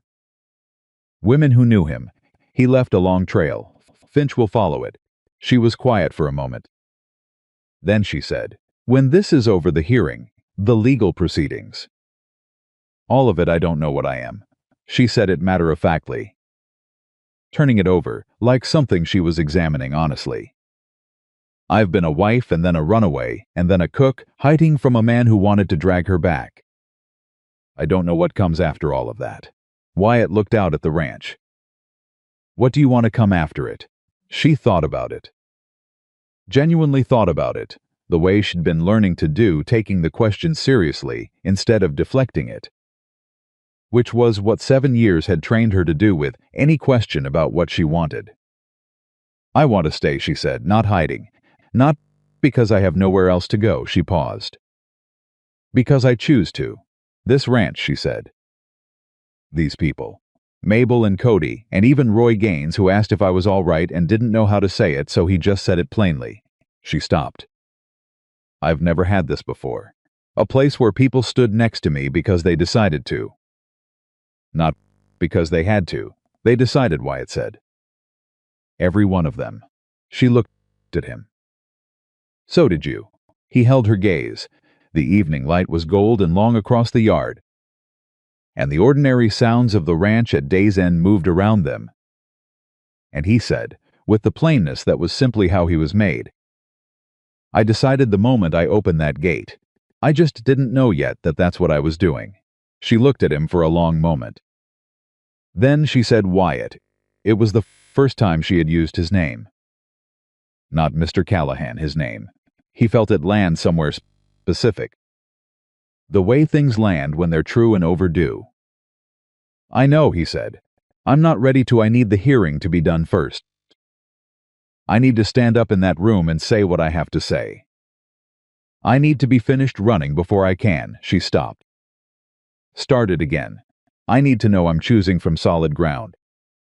Not from fear, not from gratitude. She looked at him steadily. Can you understand that? He said. No hesitation. Can you wait for that? He looked at her. The woman who had slammed her palms on his gate and held her arm up in the summer light and refused to be smaller than the truth of what had been done to her. The woman who had cooked breakfast for 20 men the morning after crying alone in his kitchen. The woman who had written in a journal for 4 years without knowing she was building her own defense. The woman who had looked at Gideon Mercer through a window and not stepped back. I've been waiting 6 years for something to feel right again, he said. 3 more weeks isn't going to break me. Something moved across her face, not the almost smile this time. The real one. Full and unguarded, the smile of a person who has stopped performing how they feel and is simply feeling it. She turned back to the yard. He turned back to the yard. They stood there together in the evening, not touching. Not needing to. In the particular closeness of two people who have said the true thing and can now simply be in the same space without it being complicated. Inside the house, Mabel appeared at the window, looked at the two figures on the porch, and went back to what she was doing with the expression of a woman whose assessment of a situation has been confirmed. 2 days before the Billings hearing, Mercer made his final move. It came not as a legal document and not as a visit. It came as a letter, delivered to the ranch by a hired courier and addressed to Amelia directly. Wyatt brought it to her unopened. She looked at it for a moment. At the handwriting on the envelope, Gideon's, she knew it the way you know something that has had authority over you. Bone deep and involuntary, and then she opened it. She read it standing at the kitchen counter. Wyatt watched her face. The letter was 3 pages. She read all 3 without stopping. Her expression did not change significantly, but he saw the small movements, the jaw tightening once, the brief closing of her eyes partway through the 2nd page, the single, very controlled breath before she turned to the 3rd. When she finished, she folded it and put it on the counter and stood there with her hand flat on top of it. "What does it say?" Wyatt said. "Everything he always said," she said. "Wrapped in different paper." He paused. "He says he loves me. He says he's sorry. He says I've misunderstood things. He says if I come home he'll drop all the legal proceedings. We can start fresh. No one needs to know any of this happened." She looked at the folded letter. "He says he's a changed man, is he?" She looked up. "Men like Gideon don't change," she said. "They adapt. They find a new presentation when the old one stops working." Her voice was completely steady. "This letter isn't love. It's a last attempt to make the legal problem disappear by retrieving the witness." Wyatt looked at her. "What do you want to do with it?" She picked the letter up. She carried it to the stove. She opened the firebox. She dropped it in. She closed the firebox. She turned around. "I want to finish the dinner I was making," she said. "And then I want to go to Billings in 2 days and say what I have to say." Wyatt looked at her for a long moment. Then he said, "I'll have Cody get the horses ready at first light." "Thank you," she said. She turned back to the stove. Wyatt left the kitchen and walked down the hall to the study where Finch was working. And he came in and sat in the chair across from the desk and said, "She burned the letter." Finch looked up over his glasses. "Good," he said. "Is she ready?" Wyatt said. "For the hearing." Finch set his pen down. He thought about it honestly, which Wyatt appreciated. He didn't reach for reassurance. "She's the strongest witness I've put in front of a judge in 30 years, Finch said. "And I've had good witnesses." He paused. "She's ready because she's been ready for a long time. She just needed the room to be ready in." Wyatt sat with that. "And Mercer," he said. Finch picked his pen back up. "Mercer is a man whose entire strategy has been to make sure Amelia never speaks in a room where people are obligated to listen." He looked at Wyatt directly. "On Thursday she speaks in exactly that room, with Clara Beaumont beside her and a forged deed in evidence and 3 men complainants in the record." A pause. "He has nothing left to stand on except his smile. And I have 30 years of experience at making sure smiles don't survive cross-examination." Wyatt stood up.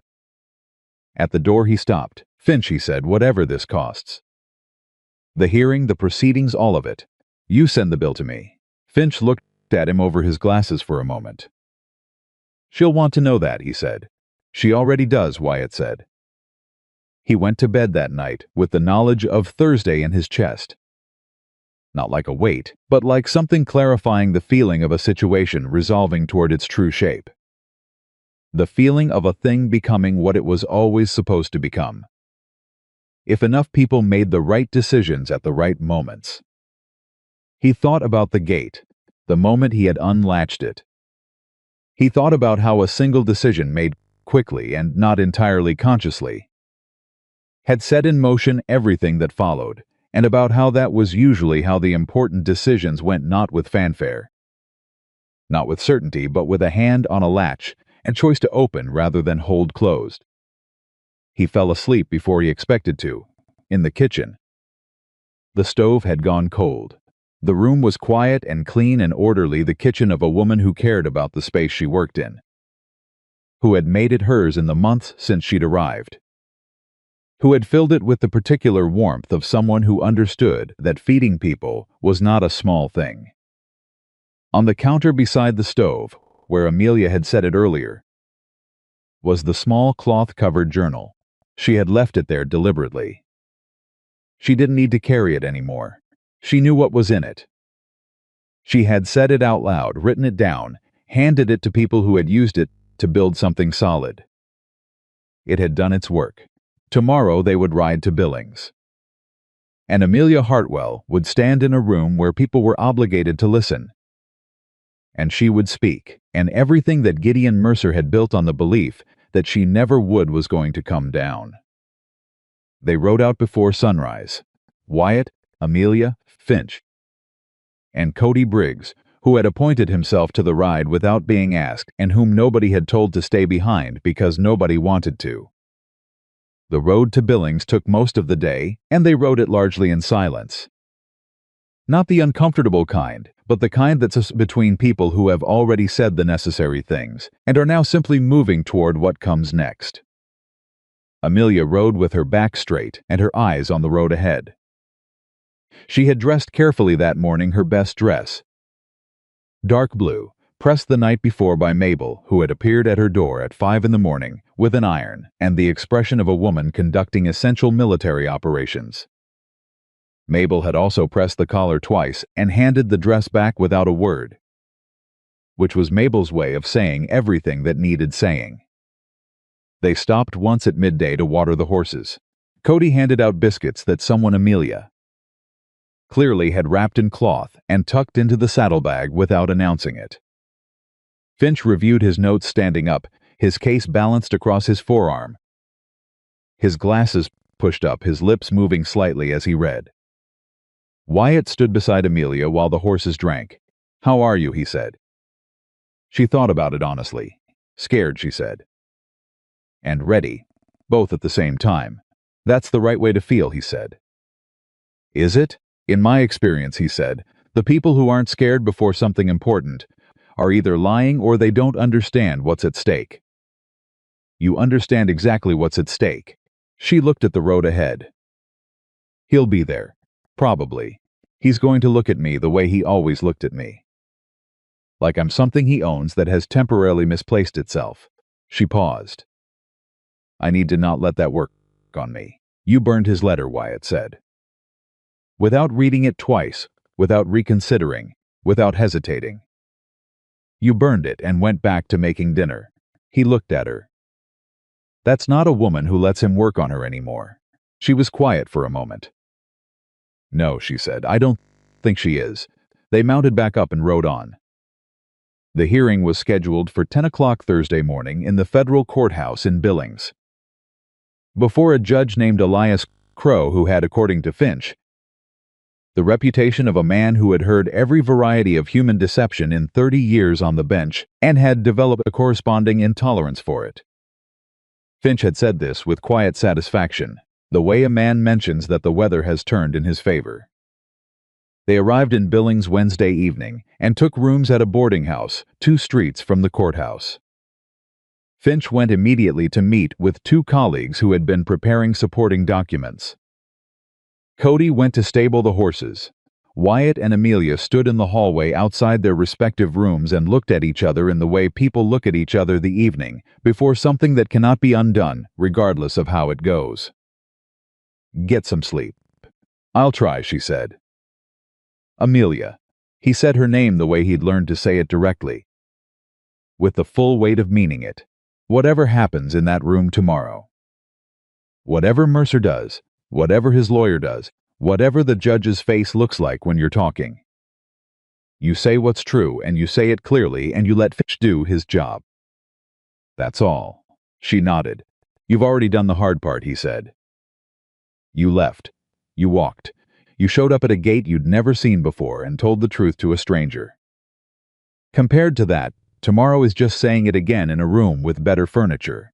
Something almost broke across her face, not grief, but the particular fragility of someone receiving kindness they haven't entirely learned to receive yet. She steadied it. "Good night, Wyatt," she said. "Good night," he said. He went into his room. He sat on the edge of the bed and looked at his hands for a while. He thought about Eleanor, the way he allowed himself to think about her, occasionally now not with the calcified grief of the past 6 years, but with something softer, something that felt less like loss and more like gratitude for what had been. He thought she would have liked Amelia Hartwell very much. He thought she would have had something pointed and accurate to say about how long it had taken him to open a gate. He almost smiled. He slept. The courthouse the next morning was already occupied when they arrived. Gideon Mercer was in the hallway outside the hearing room with Aldous Fry, and two other men Amelia didn't recognize, one of them large and quiet in the way of men brought to rooms for presence rather than function, one of them carrying a case of his own that suggested additional legal firepower had been retained overnight. Mercer saw Amelia the moment she came through the door. He looked at her with the expression she had described to Wyatt on the road, the ownership look. The particular quality of a man regarding something that belongs to him, and then his eyes moved to Wyatt beside her, and something shifted in his expression. Not much, but she had spent 7 years reading those shifts, and she read this one. Recalculation. The rapid internal adjustment of a man who had planned for one version of this morning, and was now processing a different one. He stepped forward. Amelia, he said. His voice was warm. Calibrated. I hoped we might speak before Mr. Mercer. Finch stepped between them with the smooth efficiency of a man who had done this particular maneuver many times. Any communication with my client goes through me. You know that. He looked at Fry. Aldous, your client needs to stay on his side of the hall. Fry took Mercer's arm. Mercer let himself be guided back, but his eyes stayed on Amelia for a moment longer, carrying the message he hadn't been allowed to deliver in words. She looked back at him steadily, then she turned away first. That was new. In 7 years she had never been the one to turn away first. She felt it in her spine as she did it, the small, structural shift of a thing that had changed permanently. Wyatt put his hand briefly on her elbow, just for a moment. Just enough. The hearing room was smaller than she'd imagined. A long table, chairs on both sides, Judge Crow's bench at the far end, a large man in his 60s with white hair and the face of someone who had stopped being impressed by performances a very long time ago. He was already seated when they filed in, reviewing papers. And he did not look up immediately, which Amelia found oddly reassuring. A man who didn't perform his own entrance was a man who cared about the work rather than the theater. Clara Beaumont was already seated in the chairs along the wall.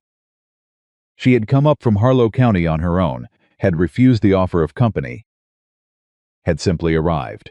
When she saw Amelia, she nodded once, the nod of a woman who has made a decision and is at peace with it. A representative from the 4 Harlow County investors sat beside Clara. And beside him a compact, alert-looking man, who Finch introduced to Wyatt in a murmur, as the attorney representing the Crane complaint from Billings. Mercer saw all of them when he came in. He saw Clara Beaumont, and his step slowed for just a fraction of a second, enough to be visible if you were watching. And Amelia was watching before he composed himself and took his seat. He had not known about Clara. Amelia saw the moment he understood the shape of what had been built against him. And she watched him do what he always did, reach for the smile. Apply it, hold it in place. But the smile had less architecture than usual. It was load-bearing in a structure that was already compromised. Judge Crow set his papers down, looked around the room, and said, "Let's begin." Finch went first.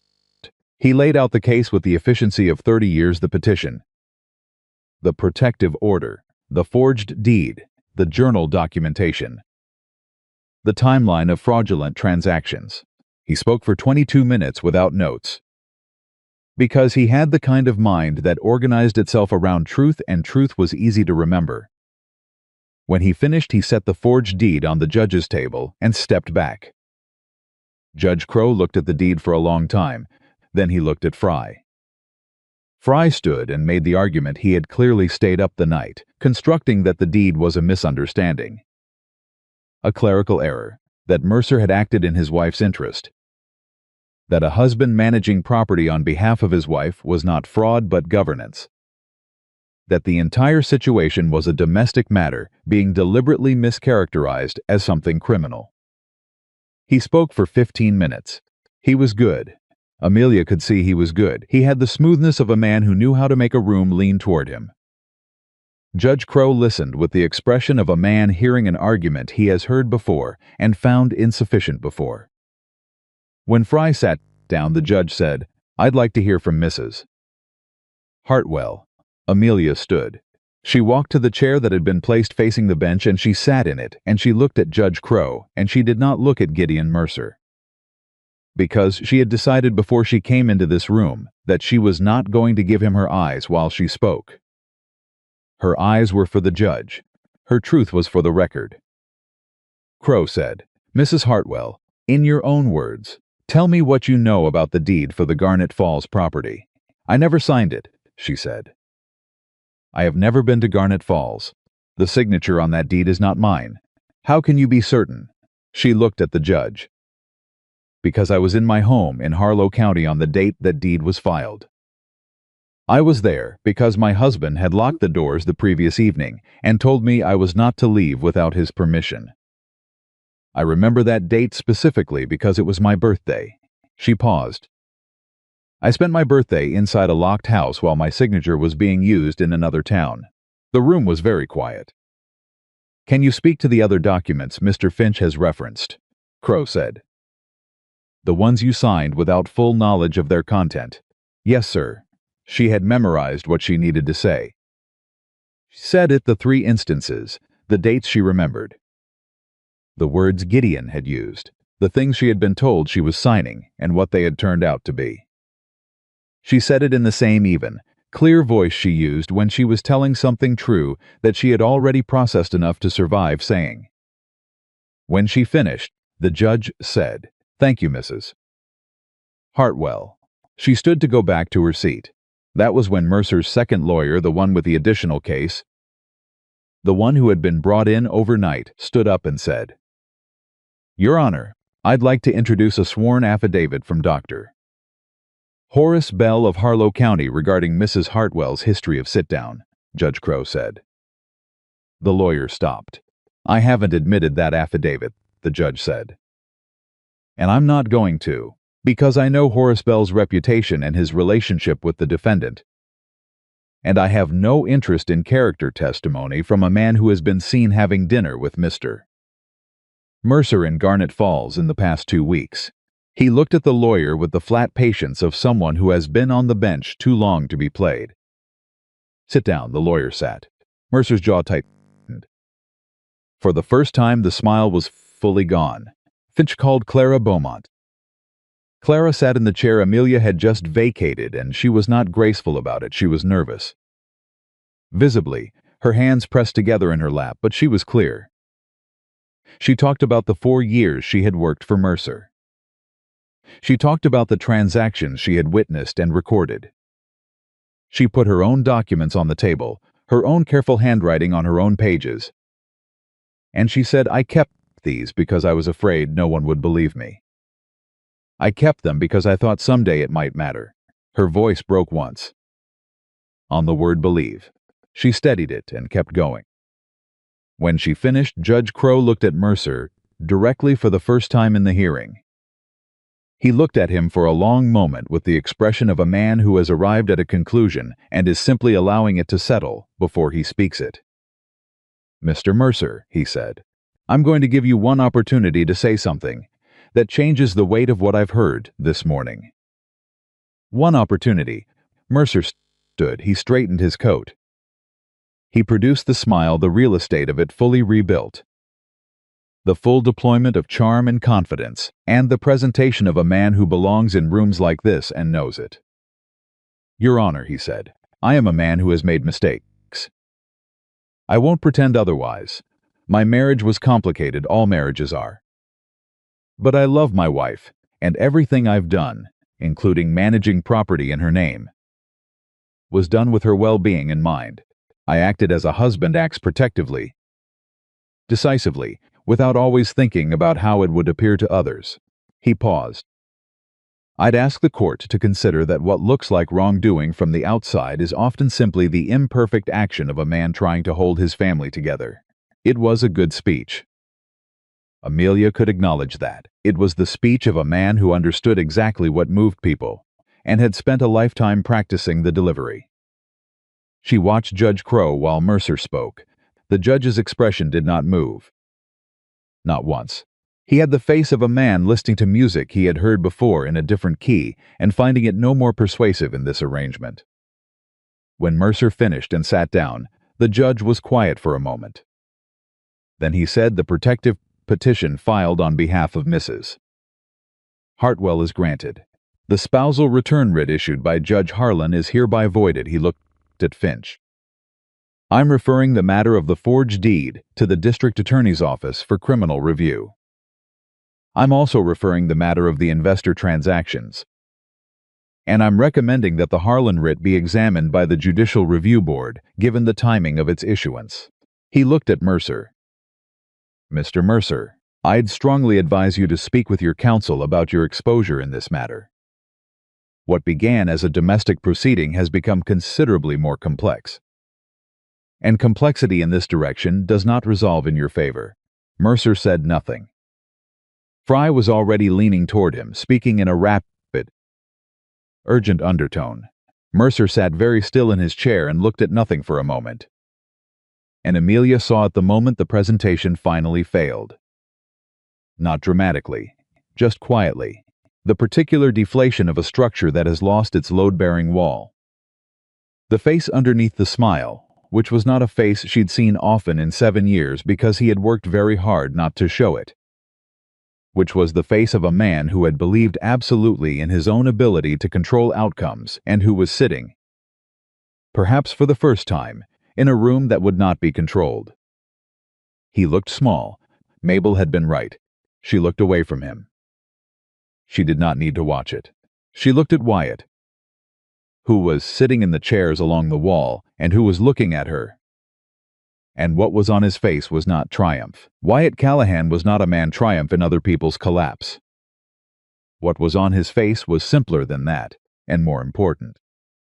It was the face of someone watching something they hoped for become real. She held his gaze. The judge said we're adjourned. The room began to move. People stood, gathered papers, spoke in low voices. Finch was immediately in conversation with the investor representative. Clara Beaumont stood and let out a long breath that seemed to have been stored for years. Cody, who had been in the chairs nearest the door, crossed the room to Amelia's side before she had fully registered that she was standing. "Ma'am," he said, with the genuine simplicity that was one of his best qualities. That was something. It was. Wyatt came to her. He stopped in front of her, and they looked at each other in the busy moving room, and she's done. It's done, he said. She stood there for a moment.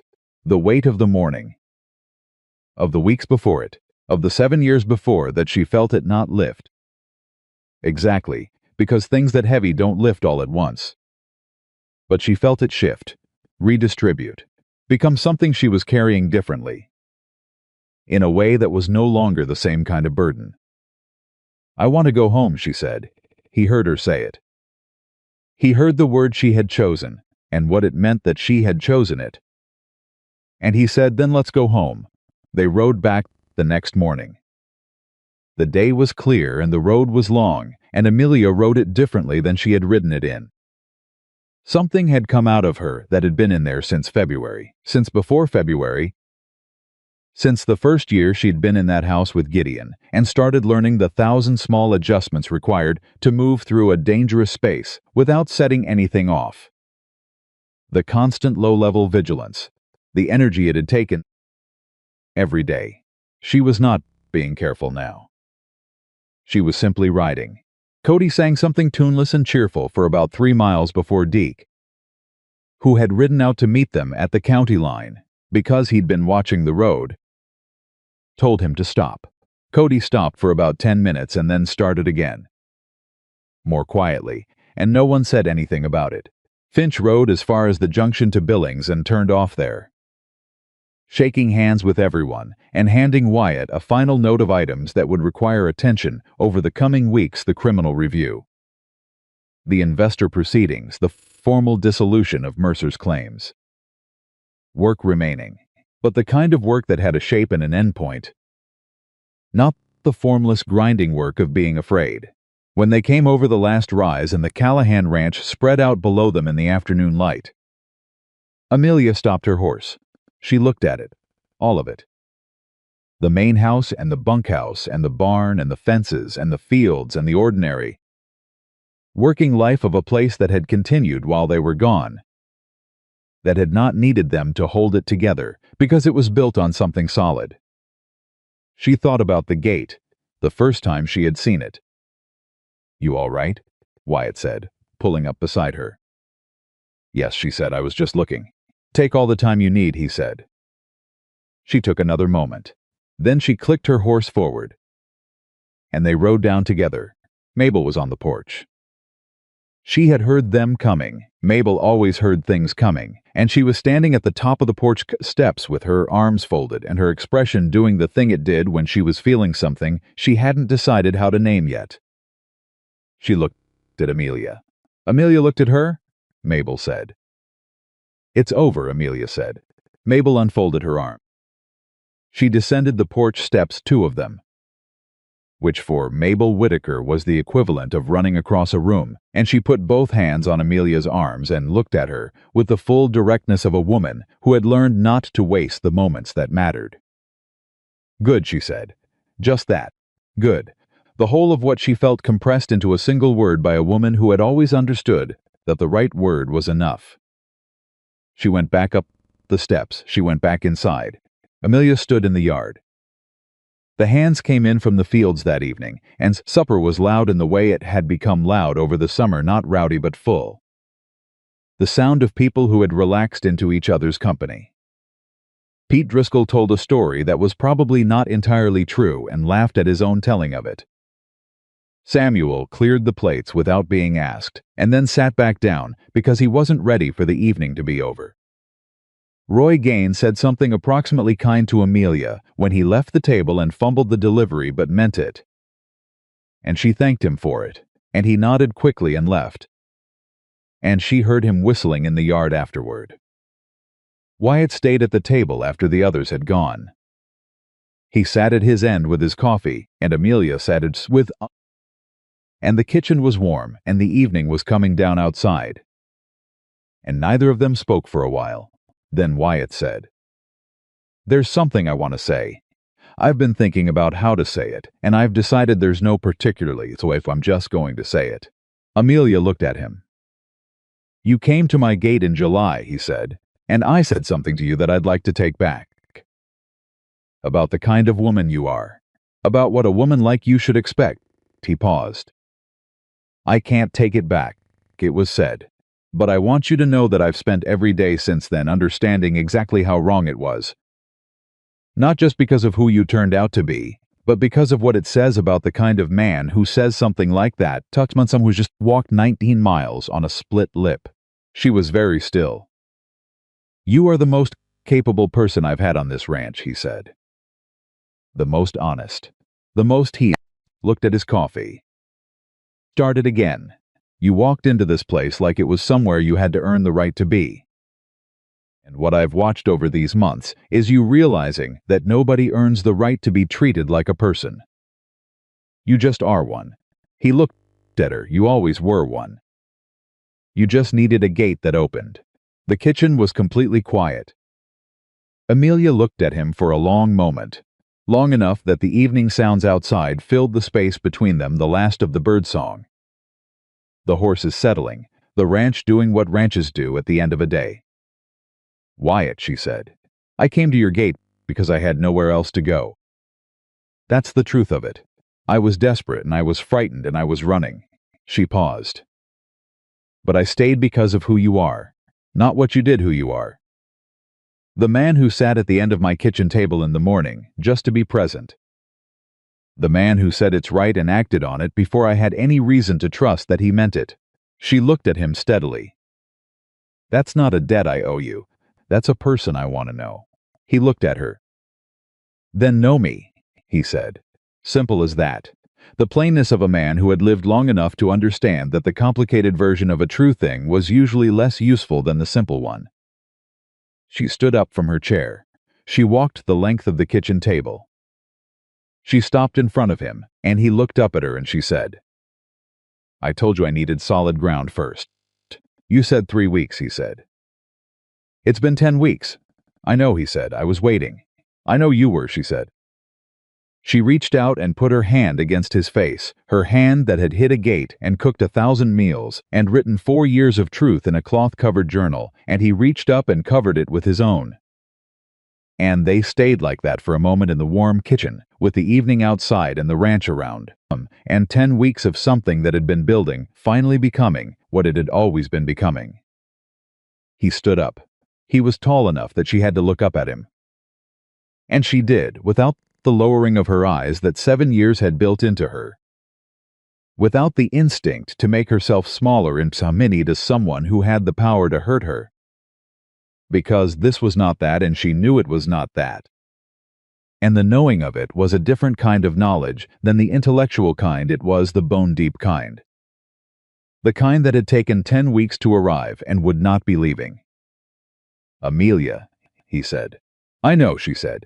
He kissed her the way a man kisses someone he has been careful with the full knowledge of what it costs to be trusted by a person who has had reason not to trust, and with the intention of being worth that trust every day going forward. Not as a performance, but as a practice, the daily choice of a man who had decided what mattered and was not going to undecide it. Outside, the Montana night settled over the ranch. The stars came out over the fields, enormous and indifferent, the way the West always was. The way it had always been, beautiful and hard and without mercy for the unprepared. But inside the kitchen of the Callahan Ranch, there was warmth and light, and 2 people who had found each other at a gate in July, and had done the work of becoming people who deserved what they were standing in the middle of. In the weeks that followed, the legal proceedings resolved in the ways Finch had predicted. The criminal referral moved forward. The investor claims moved forward. The formal protective order became permanent.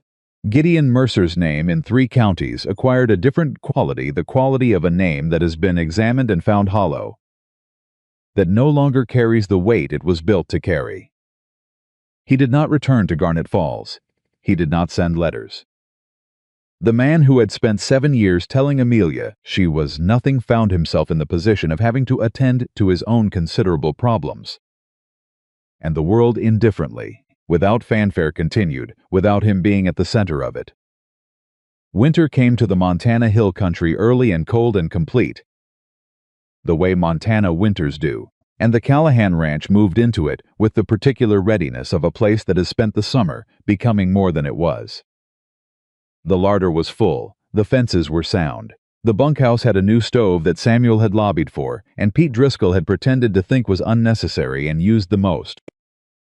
Mabel reorganized the household accounts in November to reflect certain changes in the household structure. And she did it without comment and with total satisfaction. Cody Briggs asked by a hand from a neighboring ranch who the woman at the Callahan table was. Said without hesitation, "That's Mrs. Callahan," even though the official ceremony was 3 weeks away yet. Then he went back to eating. Amelia Hartwell stood on the porch of her home on the first morning of December and breathed the cold air and looked at the world that had become hers not by accident, not by someone else's decision, not by desperation or default, but by the accumulation of 10 weeks of true things said and meant and acted on, by the work of 2 people who had each, in their own way, been waiting for solid ground and had found it in the same place at the same time. She thought about the gate. She thought about the split lip and the 19 miles and the canvas bag with everything she owned in it. And she thought about the woman she had been that morning, desperate, frightened, running, holding her arm up in the summer light because she had decided that whatever happened next, she was going to meet it honestly. She was glad that woman had kept walking. She was glad she had hit the gate hard enough to make it rattle. She was glad someone had been on the other side, with the sense to unlatch it. Wyatt came to stand beside her. He handed her a cup of coffee. She took it. He stood close enough that their shoulders touched and neither of them moved away. And they looked out at the December morning together. At the ranch and the fields and the enormous Montana sky going pale at the edges with the coming light. "Cold," he said. "Going to be a long winter." "Good," she said. He looked at her. She looked back at him with the full unguarded face of a woman who had stopped performing her feelings and had started simply having them. Who had learned that being seen was not a danger but a gift. Who had walked through enough darkness to know exactly how to value the light she was standing in. "We've got everything we need," she said. And they did. A woman who was told she was worth nothing had walked herself to the only kind of place that could prove that wrong. Not a palace. Not a fortune, not the approval of a world that had judged her, on sight, but a place where people showed up in the morning and stayed through the hard parts and told the truth even when it cost them something. A place where love was not a reward for being small enough to deserve it, but a choice made daily between two people who had decided. Eyes open that the other one was worth choosing. She had chosen. She had been chosen. And on that cold December morning on the porch of the Callahan Ranch, with coffee in her hand, and Wyatt's shoulder warm against hers, and the whole long winter ahead of them and every winter after that, Amelia Hartwell knew with the deep, unshakable certainty of a woman who has survived enough to know what surviving actually costs, that she was exactly where she was supposed to be. And that no one, not Gideon Mercer, not the world that had judged her before she spoke, not the voice in her own head that had believed him for 2 years before it stopped, no one was ever going to take that from her again.